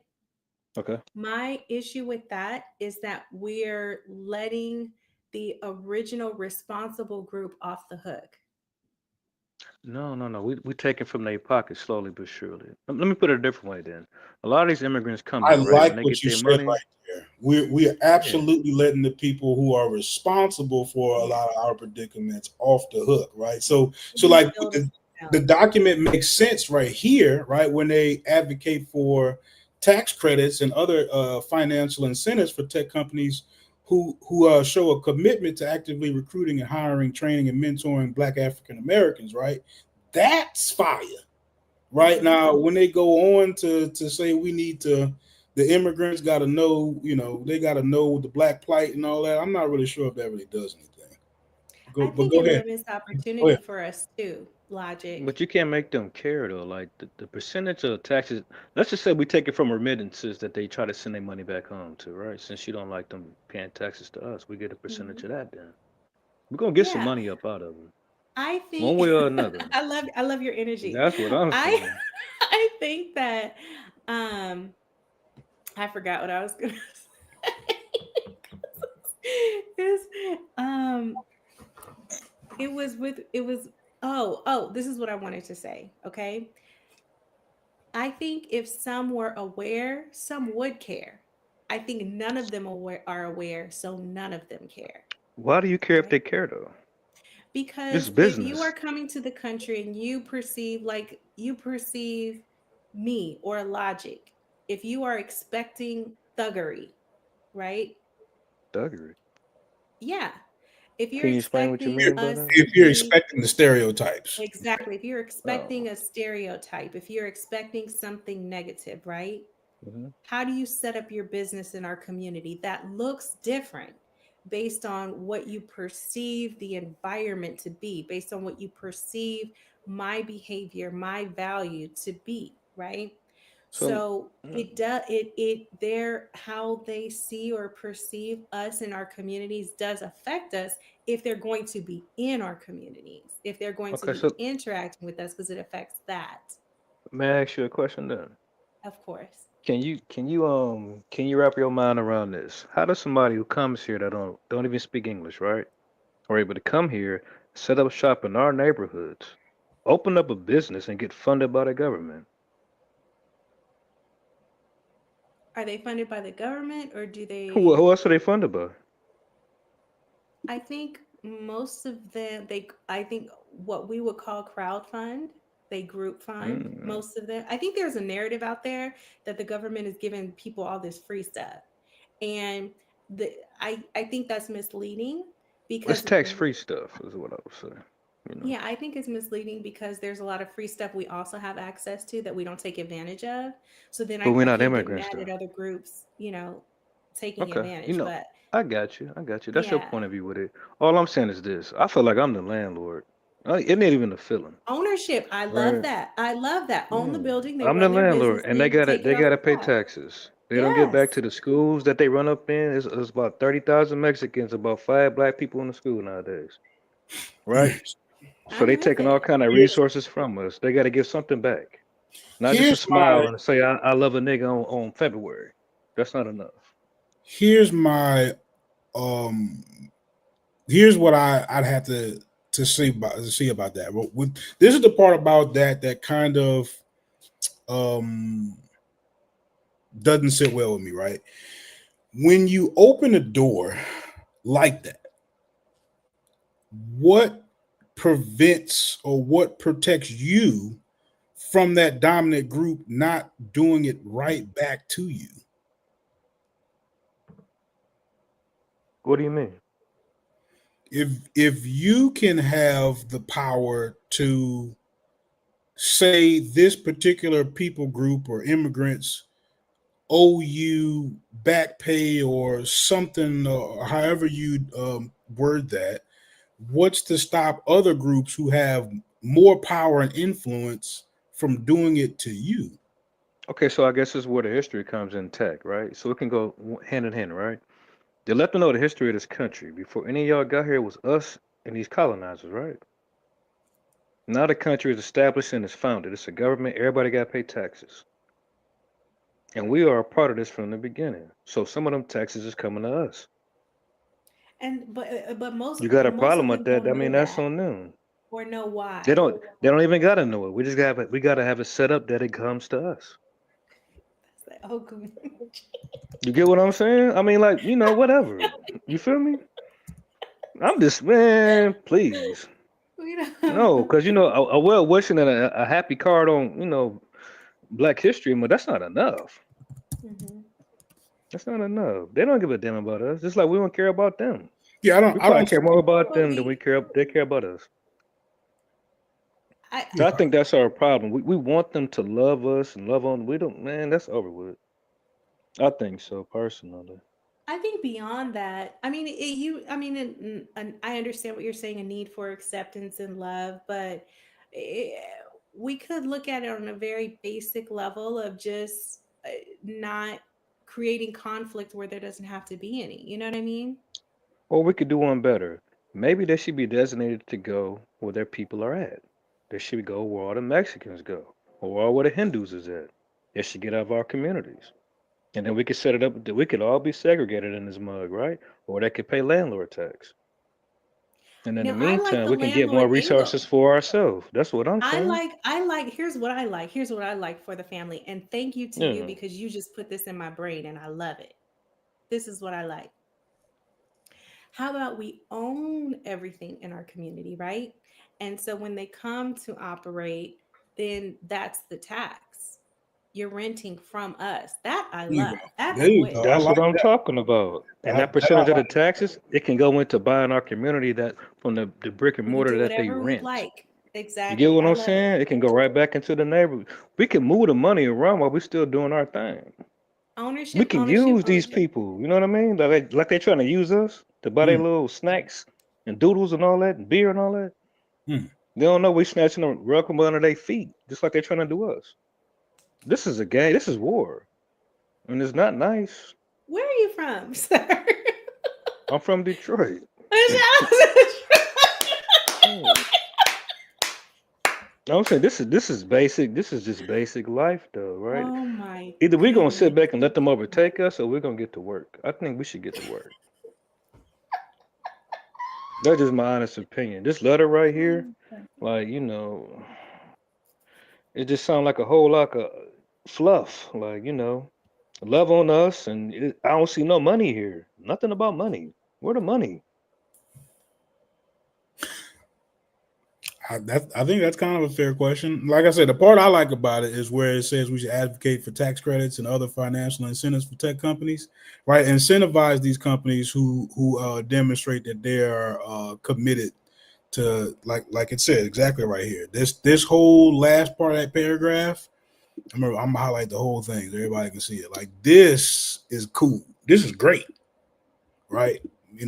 But it puts us right. Any way you could blow it up a little bit, brother man? I could barely see that Yeah, let me thing. see. Let me see if I can pull it up. It's the part where they're advocating That's smooth. for tax credits and other financial incentives for tech companies to employ, mentor, and train Black American talent Mm-hmm. in Mm-hmm. tech. Yeah, that is cool. I mean, it's really similar to DEI. From my understanding of DEI. Mm, But that's cool. The financial incentives for companies to help Black Americans. I love that. Right. That what? sounds like it makes sense. It I doesn't feel sound it. like I feel it. you're changing a lot of stuff around to actually make it happen. You I know like. what? I think to make this letter really stick, if they know that they paying taxes to us, they'll never forget about Black history. They ain't got to worry about learning it. They gonna know. Oh, we gotta pay them niggas. They gonna try to learn everything about us. Yeah, I'm paying him and the white man. I don't know that doesn't. I don't know. That doesn't make I'm sense. just saying, this whole letter said that they want to make them learn about us and our history. Yeah, they gonna learn our history because they gonna know where their money going to, their taxes going to. Yeah, but you started out by saying don't nobody care, and I agreed with you there. I Like, don't they think they care. I said yeah, it's gonna make them want to learn it. making them take a couple test questions, or that definitely doesn't mean that they now have some level of empathy or now want to join our cause or any of that kind of stuff. That doesn't that's just No. We don't need no infiltrators. What I'm saying is this. no. I said You know how they empathy, come over? like Yeah, I to know. sympathize with I our don't plight. even think I don't even think they got empathy for white people. They're just trying to figure out the best way they can use them. Right. And they Yep. doing the same thing with I us, agree. so they might as well pay us to do it like they doing them. Okay. That's all I'm saying. You know Well, what I mean? let me finish. Favor for a favor. I want to read this last paragraph. I think that this letter ends not so great, in my opinion. Trying to be delicate, right? In summary, our policy framework calls for a balanced approach to immigration that prioritizes the needs of Black American workers. That right there, that sounds crazy to me. That sounds confusion. That's why the tax is the best way we could do it. We can't make them love us. Absolutely bananas to me. Yeah. How are you gonna focus all immigration, right? We're going to prioritize the needs of Black people for all immigration. That's But you kind of know what, G? crazy a little Man, bit. that all immigration, I kind of feel it though. Whether you got the Armenians, the Ukrainians, the Arabs, all of them come to us first. They took It's- off a couple little immigrants, so all of them need to get taxed, G.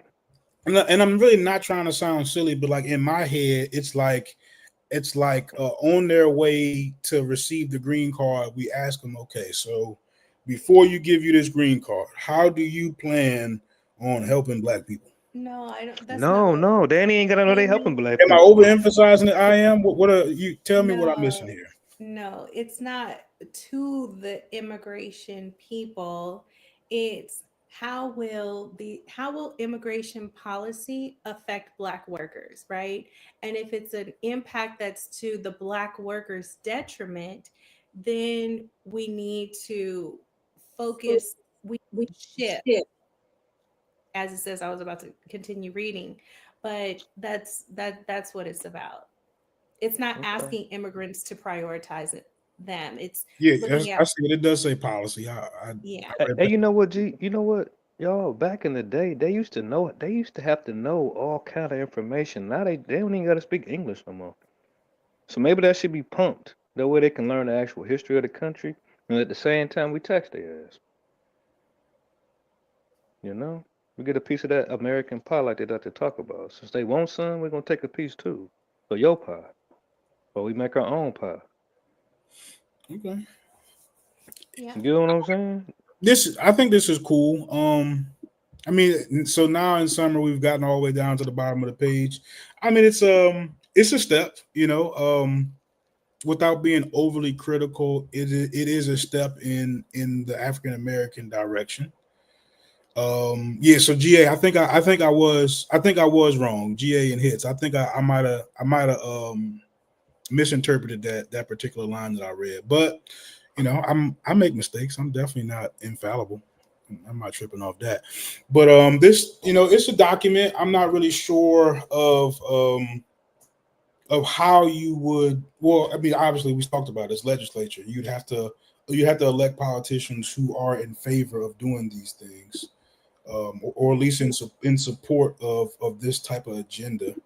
Hey, you That know what, G? I basically. don't necessarily agree with that. I didn't mean to cut you off, brother man. Go ahead. No, you good. What other method other than legislation do you think that I happened? saw. Let me give you an example of what I mean. I saw something in Detroit like about 2, 3 weeks ago, right? Mhm. You ever heard of the new era Yes. New Era in Detroit. Detroit? All right, so this little Arab nigga then shot this little nigga, shot a little black boy, right, for stealing like $1 worth of candy. Somebody he didn't kill him, right? Mm. And they went through the hood and they told him, look, if you got any problems with gangs or kids stuff like that, call us first, right? Mhm. And we come take care of that. So anyway, he didn't kill the little boy and everything. So the police arrived on the scene. So anyway, they didn't. You got to pull it up yourself. They didn't. They didn't. The police didn't pull it up and everything. They didn't shut the whole gas station down. And they were sitting there telling the police and the council members what they gonna do.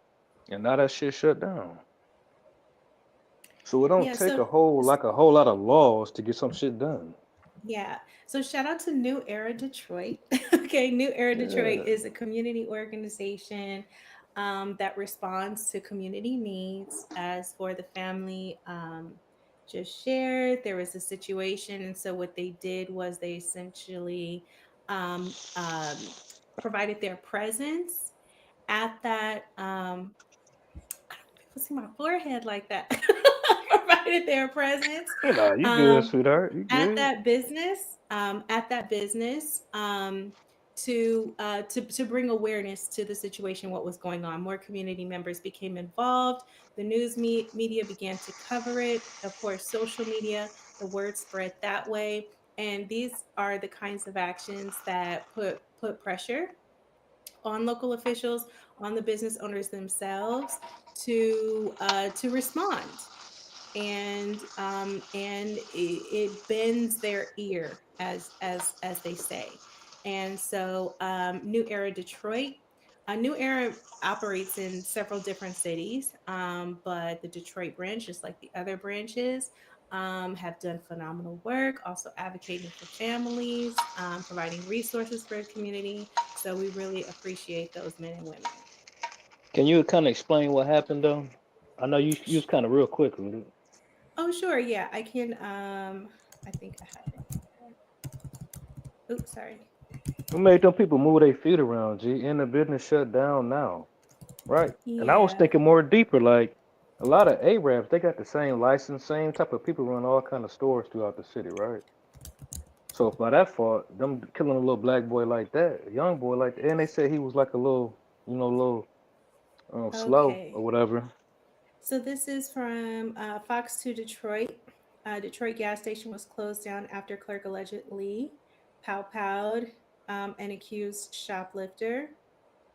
24 hours after activists in Detroit called for city leaders and police to shut down the mobile gas station at 6 Mile and the Lodge, the building is still closed. By the way, this is December 17th, 2024 article. When Fox 2 stopped by on Tuesday, the lights were still off and no one appeared to be inside. A family member of Tony Williams said, quote, "They took my brother's life. It's messed up. It's painful. We want justice. I want justice for him." The family member spoke outside the gas station on Monday. Police say a clerk accused Williams of shoplifting. Williams was 38 years old.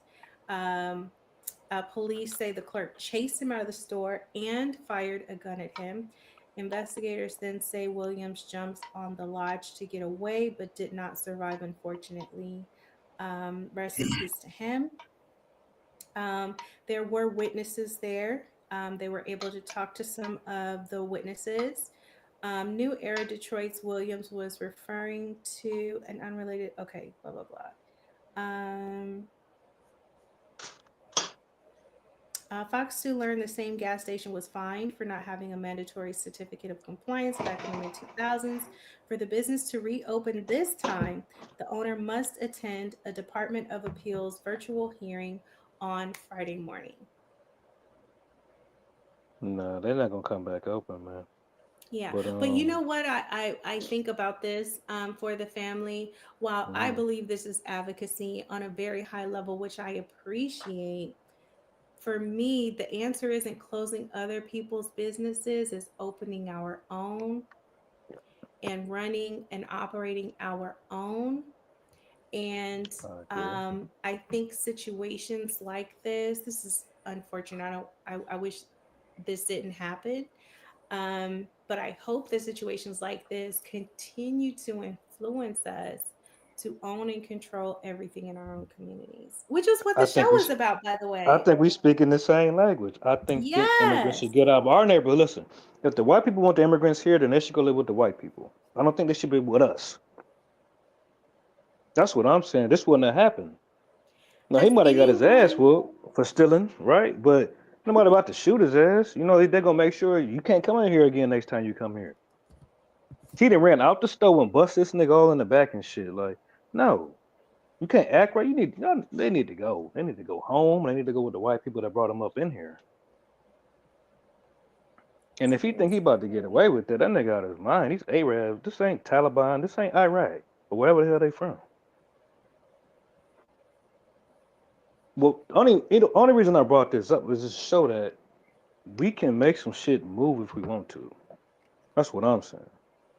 absolutely. And we I'm told them in what we was gonna Chicago, do. You know? which is cousin to Detroit. Okay, Yeah. Same people. You got Chicago is cousins in Detroit's Detroit. I know cousin. you got cousins in Detroit. What you talking about? And that's why your energy felt so familiar. That's why I laughed so hard when you said Detroit.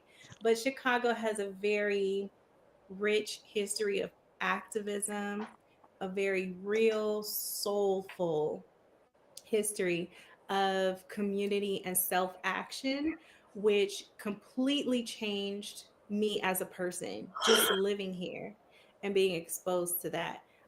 So shout out to New Era and everyone. Yeah. Wow, Logic. Yes, yes. We've had a really good show, y'all. If y'all still in Great the building, job. and y'all haven't hit the like button, please hit that like button. We really appreciate it. What were you about to say? I was gonna say I hope everybody comes back on Thursday. Next Thursday. Yeah, we'll be back. Yeah, we'll be back. And next week I'm going to challenge myself. I want to be able to do 2 shows next week. And I'll Ooh. probably appear on another show. It'll either be Chef or another one of the Tri Media shows. So I'll be around, I'm staying busy on YouTube, doing our thing. So yeah, we're gonna Tri Media, guys. we're gonna have another Finish collaboration the thing. coming up on Thursday.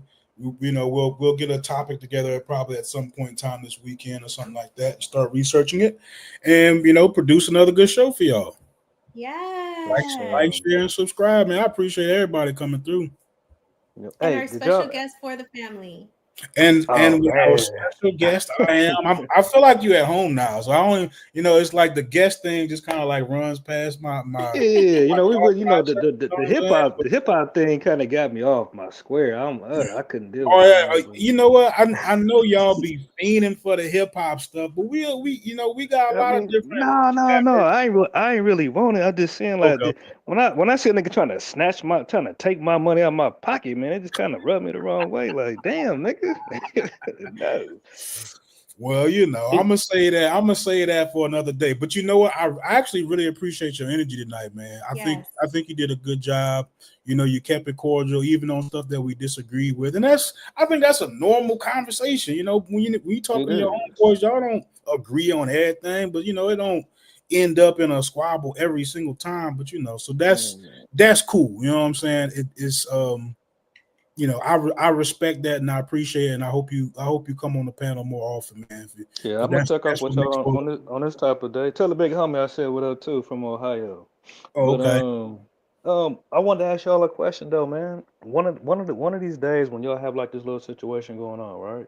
Mm-hmm. Can we try to get somebody like that's from tech, that's from these different little businesses, so we can kind of lace each other booze? Yeah, man, we're working on that. We got some more interviews and stuff coming up.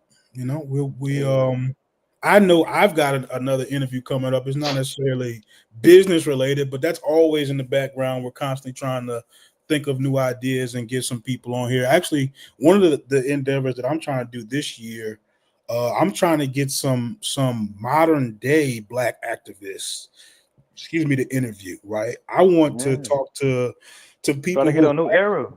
Yeah, people who are actually on the front lines of these issues and get their perspective on how they see the solutions working out and why they picked this route over this route and what they think about some of these other previous routes that a lot of people are still trying to revitalize. What I mean by that is some of those old tactics that we know from the 80s and the 70s when the civil rights movement was on and popping.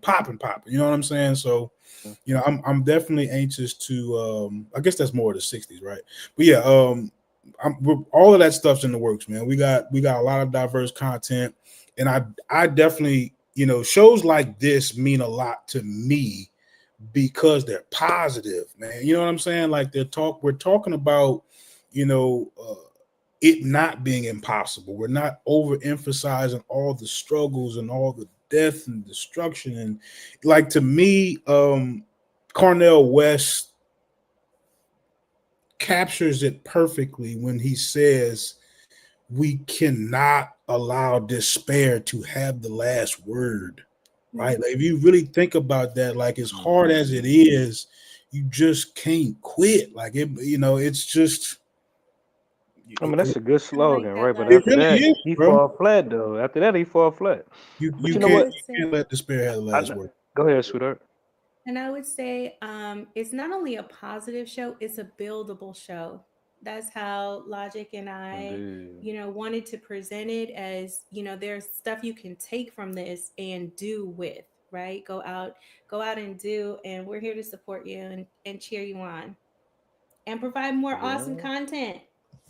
Hey, you know what? It ain't gotta be a black tax. It could be a property tax, a new property tax. We're gonna talk about this tax backstage. We gotta figure out how to get this going. He's ready to tax. I'm ready to tax that on this. Damn right I am. Yep, But yep, yep. yeah.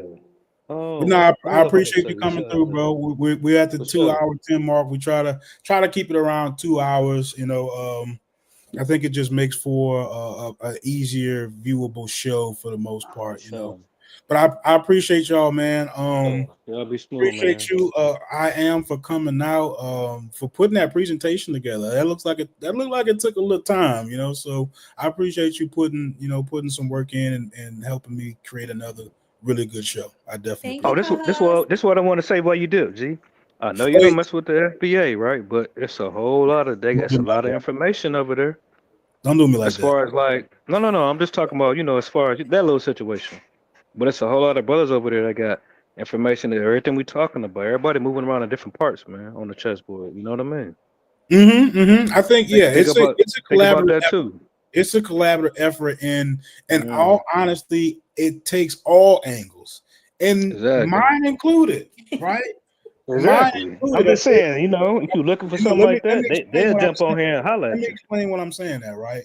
When I'm saying mine included, my role isn't to say, man, y'all dudes in FBA is straight tripping, right? Now, a lot of times I be wanting to say that. Man, Don't you get got me all in the wrong, camera. but I try to reel it into where it's a constructive criticism. Yes, So I ask you a constructive. difficult question, right? Like I asked you one not too long ago that you actually didn't answer, but I didn't keep hammering it.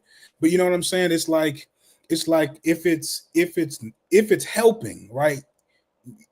Matter of fact, what were we talking about? What was the question so I can answer it now? I don't Because forgot, man. around that time, it was still on this whole little, I when don't there's no forgot. immigrants on the panel, G, I can run smoothly, G. I just, Oh, the matter of fact, the question was, so if you open the door to enforce something like forcing immigrants to give a portion of their paycheck to African Americans, oh, and same that's city. something that's made widely accepted and legal. Hmm. What's to stop the dominant group, white people, from enforcing something just like that on us? You It's just not said like we have they already military doing it. to stop them. No, You no, no. said that tonight, though. They tax us. We pay taxes, but everybody in America pays taxes. So at that point, it's even. So if I mean, we're paying some this is separate tax just because we're black, I mean now you've isolated us, and you've picked us out of the group to have to pay some special tax I and all. mean, I tell you what, if they want to tax, if the immigrant want to tax the American for taxing the immigrant, then we're just gonna tax them both, and then we're just gonna keep pushing like we doing, G. I mean, I'm not really worried about no white Right, people. right, right. You feel me? So if you once you propose that and then they say no, then what do you do? It's not a proposition. Then you know what? Then we gonna not, we gonna. I tell you what, it's the easy way to do it. Since all the immigrants come to our neighborhoods, right? Then we protest them out of our jobs, right? Nurses, doctors, Mhm. lawyers, they get out of the community. We make it hard for them to breathe over here. Their kids can't go to our schools. We make it hard. We send them over there to the white people that adopted their ass. They can't force nothing on us. And if they want to go to war, we do that too. I think you make it Man, I don't sound give a so damn easy. about them white people, man. I feel you. I think you make it sound. I think you make it sound a lot easier It's than. not, it's simple, but it's not easy. But that's my answer. Okay. He's describing tactics beyond policy, economic, Right, but movement, that it kind of sounds thing. like He's describing the something else. backbone of those tactics are forced though. We can't force these people to do That's anything. why we deal with people. That's why we get people on the panel that deals with law and stuff like that, right? To make sure we a Trump tight, right?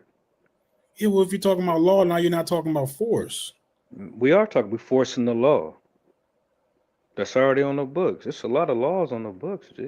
Right, but you can't get For one, laws then passed. You I can't get I laws get I passed. give you an example. I But give you an hold on, hold example. on, For hold on, one, because then you okay. can't get laws passed without the agreement from other politicians who might not be from your ethnic background. That's not true. What? Okay, so start thinking about it in the long run, G. I don't care if we got a greasy nigga pocket. We're gonna get some laws passed, G. We Mm. do what we got to do to get some shit done. We've always done it. We've been lazy. I'll give you that much. We got real comfortable. this is such an interesting conversation because It's getting interesting, that's for sure. yeah, I understand and have experienced people with this perspective, and it's there's certainly a place for this energy, right? And my what are you laughing at? What are you laughing at? Oh, because I call Hits old, and I'm reading his response. He's not old. That's my guy right there. He know he's my guy. We mess with each other. That's why he my guy. We mess with each other. Yeah, Don't call him old when he's just legendary. Okay. Call him I like how you spun. She's so cold. What it look at her? She cold. She was cold. I like how you spun that. He's legendary. No, there's certainly room and space and need, even, I would say, for this energy. What I've learned though is that you cannot convert it to something else, right? So you have to just let it be what it is, and hopefully direct it in a way that makes sense. Exactly. We've been a driving force, but we've been dormant for a long time. We've just been like letting it happen. Yeah. We've been letting niggas just come in and rob the house. We like, okay, you gonna bring it back? Yeah, okay. Like we just doing that. We just don't care. Like, that's over with. So, what do we have to say to Claudia? We're going to read Tika's book. We're going to come back. Logic's going to do a bunch of shows. We're going to subscribe to Tri Media, have our notifications on. We're going to continue to love on for the family, our new friend. Oh, you said I need a hug. No, I'm just getting down to business, sweetheart. It's all good. Shout you out, hang out, say hi, that kind of thing. But yeah, this has been a great show. Yep. Keep it up, man. I'll tap in with y'all next Thursday, man. Now that's what's up, man. You got any closing remarks before you get off? You want to say something to the people? Man, shoot. It's time to start thinking of a new. That's what I would say. It's time to start thinking about the bigger picture of our future and not the future of the world. Because us, we are the world. The world is not us. We are not of the world. It's a good closing statement. Okay. Yep. What you got, IAM? I would say ownership. Oh, she clapping when she say that. She mean that. The clap. You know how they is when they clapping. Oh, you better watch out. I hope what we presented was inspirational. Looking back at our past owners, our major land owners, our major company owners, millionaires, billionaires, contemporaries, people doing it today. And I hope that some of the leads on the new Black Wall Streets, if you're in those areas, you connect and benefit from those as well. It is my absolute pleasure to be working with Tri Media. Thanks so much for your time and attention, guys. Thank y'all. I appreciate y'all coming out, man. Like and subscribe on the video. We're gonna have some more content coming at y'all. Some more stuff. We're gonna definitely, touch back on some of these racial topics, touch back on some of this hip-hop stuff. Trump is wilding as usual. Some of that's gonna be able to come back up.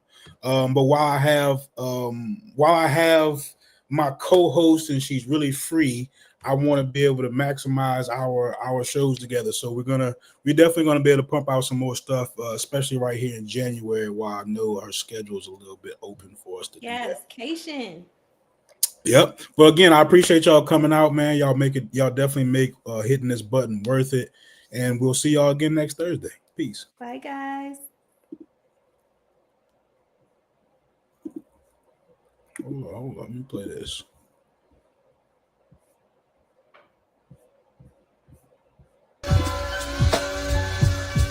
Gotta hit it like tap it in the zone. Share it with the world, make the vibe known. Subscribe to the beat, feel it in your phone. Catch the waves we throw, you ain't alone. Like, share, and subscribe. Keep the rhythm alive, we thrive. Hop on this digital ride. Let's multiply the vibe worldwide.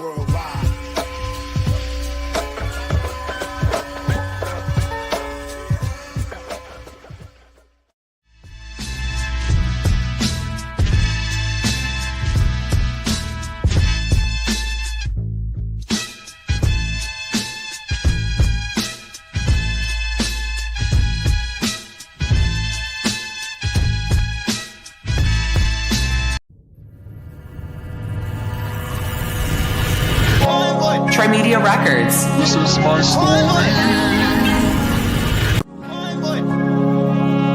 Get the story. On your ID, you see me calling, nigga. Out of this league, a workaholic, nigga. Nickname, big game, big thing. Handle his business, he never switched lanes. Had some brain surgeries in high school. Still came out that bitch a top dude. Moved to the city of the Mavericks. Came out this bitch drunk and classy.